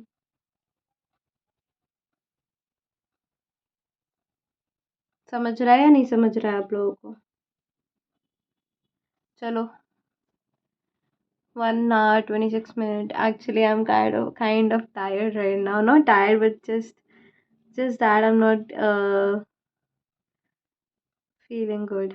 Hold on, I'll just see till what extent I can take you today. I'll just have a head down for a moment. Alright, so I'm back again. Appointment of auditor and section 139 form ADT1 which is auditor का ADT1 लिया है लोग ने, ठीक है। So now auditor is appointed for 5 years in AGM. We all know that कि AGM में 4 काम तो मैंडेटरी करना होता है, which is एक तो डिविडेंड डिक्लेरेशन वाला चीज़ रहता है, एक अपॉइंटमेंट करना होता है ऑडिटर्स का, एक अपॉइंटमेंट करना होता है डायरेक्टर्स का, आई बिलीव, एंड एक और चीज़ था जो आई गेस फाइनेंशियल स्टेटमेंट से रिलेटेड था कि उसको अप्रूव कराना होता है। सो अपॉइंटमेंट ऑफ ऑडिटर, तो अपॉइंट करो 5 years के लिए, appointed for 5 years in AGM। Registrar को within 15 days of appointment आपको ई फॉर्म भरना देना पड़ेगा रजिस्ट्रार को, ADT1, and specified IFSC private company है तो रजिस्ट्रार के पास within 30 days of appointment आपको फॉर्म फिल करना होगा। So if I conclude this year, तो ये वी ऑल नो दैट कि auditor has been appointed for 5 years in AGM, and जब वो अपॉइंट होता है ऑडिटर तो आपको ROC के पास 15 days में ई फॉर्म ADT1 भरना है, और अगर आप specified IFSC private limited company हो तो आपको 30 days में ADT1 फिल करके दे देना है। Are you done guys? Till here you all are done. So now next is appointment of company secretary. This is something that we would love about. So we all know that private company having paid up share capital of rupees 10 crore more, तो whole time CS appoint करना पड़ेगा। एक question आया था आपको start of the lecture बताया था मैंने कि अगर आप प्राइवेट कंपनी हो, आपका paid up share capital 10 crore का है, लेकिन आप प्राइवेट कंपनी हो तो आपको अपॉइंट करना पड़ेगा क्या? ऐसा क्वेश्चन पूछा था वो लोग ने। तो कहीं और से तो नहीं पूछा था, मॉड्यूल में से पूछा था, बुक में से पूछा था, तो we have to say it confidently, yes sir you have to appoint a company secretary if your paid up capital is of rupees 10 crore और more. Doesn't matter whether your private company और whatever तो नहीं बोल सकते, but if your private company then yes of course. Now register of members, so we all know that register of members has to be क्या है, register of members residing in और outside India, register of debenture holders and register of any other security holders. तो basically अपने को register of members बनाना पड़ता है, debenture holder बनाना पड़ता है, सिक्योरिटी होल्डर्स का बनाना पड़ता है, मेंबर्स का आपको मेंबर रिसाइडिंग इन इंडिया है, आउटसाइड इंडिया है, सब लिखना पड़ेगा। अच्छा, मैं थोड़ा सा ना खुश हो गई हूँ बिकॉज सेम चीज़ रिपीट हो रही है। नाउ स्मॉल कंपनीज का क्या ऑब्लिगेशंस है under the companies act 2013। So we read this disclosure by interested director 184 में, MBP 1 में, which is meetings of board and its power. तो ये सेम है। If you want to read this just in case every director share the first meeting, I am not gonna read, I am gonna pause this like this. If you want to read just read it out loud. देख लिया, same है। Move on, guys, move on. Again, the time to move on. I'm liking it. Yes. दिख रहा है ना? Now, disqualification of directors. Again, we read it 164 में disqualification. I don't think so. अभी कोई ऐसा होगा जो बोलेगा नहीं नहीं नहीं. Now, annual return also we read it. Annual return. Read it ना? 92.4. Read it. Placing of annual return. अच्छा, इसमें ना ये कंटेंट सेम है कि वेबसाइट पे आपको एनुअल रिटर्न प्लेस करना है, बट वहाँ पे ना फॉर्म MGT 7 था वेबसाइट पे डालने के लिए और इसके लिए भी, एनुअल रिटर्न के लिए भी। लेकिन when we are talking about small company ना, so small company has to give this annual return in MGT 7A. That's the difference. Colour format ही चेंज हो जाता है इस वीडियो में, आई डोंट नो व्हाई। चलो कोई नहीं। फिर है financial statement. So we read it ना, फाइनेंशियल स्टेटमेंट, एनुअल रिटर्न, उसके साथ 30 डेज आपको देखना है, आप पीछे जाके फिर से देख सकते हो, बट मुझे इसमें एक्सप्लेन करने की ज़रूरत नहीं लग रही। जो एक्सप्लेनेबल है वो मैं ऑलरेडी कर रही हूँ आपको। बोर्ड रिपोर्ट सेक्शन 134 के हिसाब से कंटेंट पूरा सेम है, 0% का भी डिफरेंस नहीं है। Circulation of financial statement and other कब करोगे? सर्कुलेशन ऑफ फाइनेंशियल स्टेटमेंट वही है ये, 21 डेज पहले, 136 section. Notice of AGM same, sending of notice of AGM same. Board meeting, इसका बोर्ड मीटिंग अलग है, इसका स्मॉल कंपनी ना बेटा ये, तो इसका बोर्ड मीटिंग अलग है। इसकी बोर्ड मीटिंग में क्या दिया है? Meeting of the board of director in each half a calendar, in each half of calendar year, and the minimum gap मतलब 90 डेज का हो सकता है कि मैक्सिमम है, shall not be less than 90 days, minimum है। कि ऐसा नहीं कर सकते आपके एक मीटिंग जून में ले लिया, दूसरा मीटिंग जुलाई में ले लिया, कैलेंडर ईयर के हिसाब से, 6 मंथ्स के हिसाब से नहीं। जून में एक मीटिंग ले रहे हो तो दूसरे मीटिंग के बीच में एटलीस्ट 90 डेज का गैप होना चाहिए। नहीं, क्या बोला है? 2 meeting shall not be less than 90 days, the gap between 2 meeting shall not be less than 90 days. हाँ, एटलीस्ट 90 डेज का गैप होना चाहिए, राइट? क्यों इतना डाउट कर रही हूँ मैं अपने आप पे? यहाँ था, सॉरी, देखा नहीं क्या आपने? ये वो बोर्ड मीटिंग ये लोग का। फिर notice of board meeting same है, सब कुछ सेम है। Liking it. Now appointment of auditor ADT 1 जो अभी अभी पढ़ा था, सब सेम है। रजिस्टर ऑफ मेंबर सब सेम है। तो कैन वी से वन थिंग हियर कि private company and small company का सब कुछ सेम है। सिर्फ ये form annual return and website वाला 7A में जाएगा। और ये जो दूसरा था विच इज़ बोर्ड मीटिंग वाला चीज़, तो बोर्ड मीटिंग वाला जो है वो उसका भी क्राइटेरिया थोड़ा अलग है। 1 साल में 2 बोर्ड मीटिंग होगी कैलेंडर ईयर के हिसाब से, तो ये थोड़ा डिफरेंस है, ठीक है। और डिफरेंस यहाँ पर है। चलो हो गया ना, बाकी जो प्राइवेट कंपनी का पड़ा था वही चिपकाना है इधर with same rule same thing same that. Can't use that word here. चलो, one person company under the Companies Act, can I say that अभी जून 2022 में जो क्वेश्चन आया था 22 में, जून 22 में कि ओपीसी का कोरम बताओ, ओपीसी का बोर्ड मीटिंग का बताओ, कैसे भेजोगे, ओपीसी का नोटिस ऑफ बोर्ड मीटिंग कैसे जाएगा। चलो बता देते हैं ना, अभी क्वेश्चन पूछा था। सेम है। Disclosure bye interest of director same, disqualification of director same, ठीक है। यहाँ भी पूरा पेज में थोड़ा सा notice of board meeting same है एंड अपॉइंटमेंट ऑफ ऑडिटर भी सेम है, लास्ट में देख लो, ठीक है। अब यहाँ से अपने को थोड़ा पढ़ने की ज़रूरत पड़ सकती है, पढ़ सकती नहीं है, पढ़ रही है, पढ़ना पड़ेगा। अंडरस्टैंडिंग और not? Are you guys understanding और नॉट? अंडरस्टैंडिंग और नॉट? फिर उसके बाद LLP आएगा। मैं जस्ट देख रही हूँ कितना और पढ़ाना बाकी, because I am my battery is literally down. So Section 8 company LLP, and then there is register. You know what am I thinking right now, that I'm literally not in a very good position to explain you this, and not in very energetic way as well, because it's already 1:35. So what I'm gonna do is I'm gonna explain you this page which is for OPC, LLP and everything. The next one, when I would take it when my subscribers would go up to 700, then I would take it, and I'm serious about it.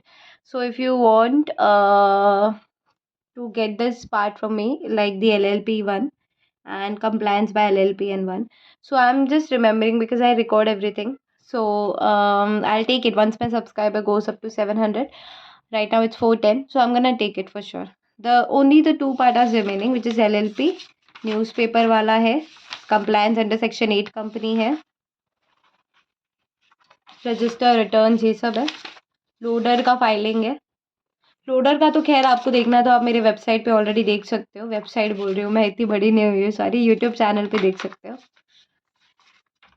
बाकी आपकी मर्जी, your choice your wish. चलो, जो है मेरे साथ already अभी वो भी बेचारा थक गया होगा पढ़ पढ़ के। कितना पढ़ाएगी यार ये बंदी, कितना पढ़ाएगी मैम, बस करो, छोड़ दो। Meaning of AGM for OPC means, अच्छा मेरे को एक बात बताना, ओपीसी में एजीएम होता है क्या? ओपीसी में भाई साहब एजीएम ही नहीं होता है। OPC no need to hold AGM because there is only one member. किसके लिए एजीएम कर रहे हो? खुद के लिए कर रहे हो क्या? ठीक है। एनुअल रिटर्न के बारे में क्या बोला देखना, ठीक है। ये सेक्शन तो सेम है यार, सेक्शन में तो कोई प्रॉब्लम नहीं आ रहा। फाइनेंशियल स्टेटमेंट का भी सेम है, डायरेक्टर्स रिपोर्ट का भी सेम है, बोर्ड मीटिंग का भी सेम है, सेक्शन में कोई प्रॉब्लम नहीं है। लेकिन एनुअल रिटर्न में देखो क्या बोल रहा है कि एनुअल रिटर्न कब फाइल करना है, with in 60 days of entry of ordinary resolution in minute book. अलग है या नहीं है गाइस? अपने को वहाँ पे एनुअल रिटर्न कब फाइल करना था, मेरे ख्याल से यहाँ पर आते हैं, लेकिन यहाँ पे लिखा नहीं है ना, मैंने यहाँ पे लिखा है एनुअल रिटर्न के बारे में। एनुअल रिटर्न नॉर्मल केस में क्या होता है गाइस? नॉर्मल केस में अपन एनुअल रिटर्न जो है यहाँ पर है, तो every company has to file annual return within 60 days of their AGM, और एजीएम नहीं होगी तो within 60 days from the last date when AGM should have been held, and it has to be signed by these people. I am so sorry, all right. So यहाँ पर तो AGM ही नहीं होगी guys, यहाँ पर तो AGM ही नहीं होगी, और जब एजीएम ही नहीं होगी तो 60 डेज कहाँ से लोगे?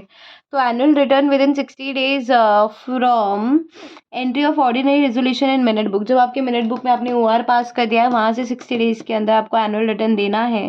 एमजीटी 7 है, यहाँ पे भी 7 ही है, खाली प्राइवेट कंपनी के लिए एमजीटी 7 है, बाकी ओपीसी के लिए एमजीटी 7A है, स्मॉल कंपनी के लिए भी एमजीटी 7A है। ठीक है, तो entry of ordinary resolution in minute book हो गया, वहाँ से 60 डेज में देना है। फिर annual return signed by CS, और सीएस नहीं है तो डायरेक्टर। वहाँ पे क्या था, सीएस के द्वारा साइन होना चाहिए, सीएस नहीं तो पीसीएस, बट ये इतनी बड़ी कंपनी नहीं है, छोटी छोटी कंपनी है, तो सीएस से करा लो, सीएस नहीं है तो डायरेक्टर से करा लो। No need to hold AGM guys, no need to hold AGM यार, कोई ज़रूरत आहे का? ये क्या मराठी है यार, शट, नाक कटा दिया मैंने महाराष्ट्र मराठी बोलकर।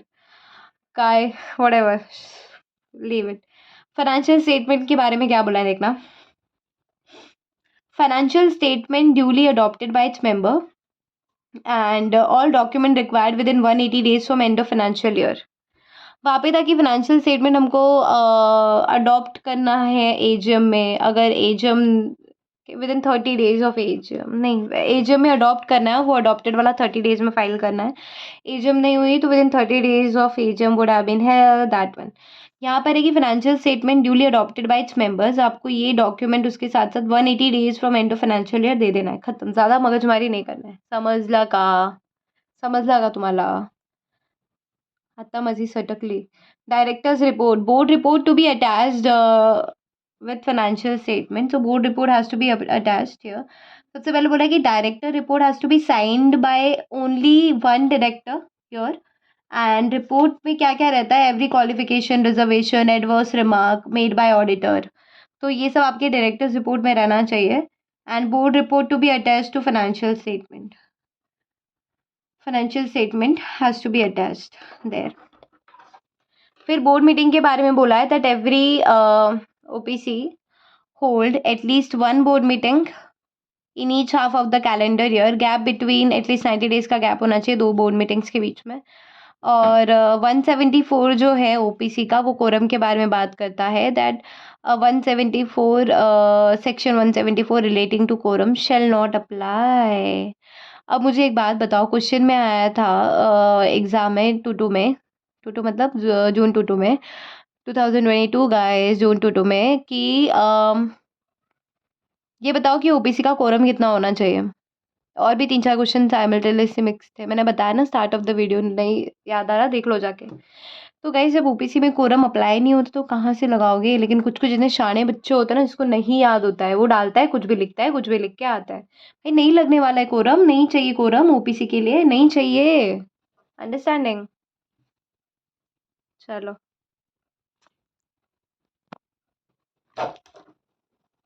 क्यों हो रहा है यार, तू मेरे साथ ऐसे क्यों कर रहा है? What's wrong with you? फिर ये कुछ नोट्स है, important notes, which is what there, look at this.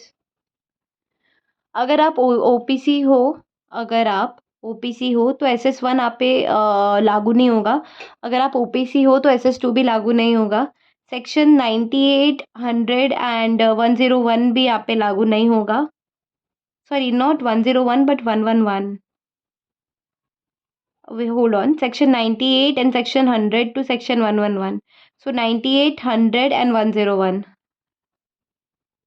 नहीं, that was 111, well, section 98, 100, 101, 102, so it's 100, oh god, so this is 100 to 111, ये सब सेक्शन आप पे नहीं लगेगा, मतलब एक्सटर्निटी स्टेटमेंट 102 देख लेना क्या क्या नहीं लगेगा। कैश फ्लो स्टेटमेंट आपको नहीं देना है, आप ओपीसी हो तो। और एग्जाम्पशन मिलेगा रोटेशन ऑफ ऑडिटर से। हाँ, ओपीसी में ये भी पूछा था कि आपको ऑडिटर्स अपॉइंट कर लिया, अब रोटेशन करना है ऑडिटर्स का, तो सीधा सीधा बोला है कि रोटेशन ऑफ ऑडिटर ओपीसी में तो नहीं होता है, एग्जाम्पशन है, और ऑडिट रिपोर्ट भी नहीं देना पड़ता है। लेसर पेनल्टीज होती है for as per OTC under section 44(6)(b) of the companies act 30। तो यहाँ पर ख़त्म होता है अपना this one. Now as I said LLP वाला पार्ट मैंने वैसे नोट्स तो काफ़ी अच्छे से बना के रखा है इसके, but that's what I said ना कि यहाँ तक पूरा होता है कि अगर 700 तक मेरे सब्सक्राइबर हो जाते increase, then I take up the next. ये इसके लिए तो ज़्यादा लंबा वीडियो भी नहीं होगा, वैसे मैंने पूरा चैप्टर्स तो पढ़ा ही दिया है आपको। 3-4 क्वेश्चन फिर भी कुछ रहते हैं अभी, उसमें hardly I guess half an hour जाएगा, जिस हिसाब से मैं समझाऊंगी आपको, और लर्न भी हो जाएगा। तो I will make it when my subscribers would go up to 700. So subscribe my channel, everybody. Just subscribe it up, and I'll gonna make more videos for you as I get the numbers. Chalo, bye for now. Take care of yourself and start studying. And I hope that by December 2022, who is watching my video, may clear your exam and be the company secretary as soon as possible. Chalo, bye for now, guys.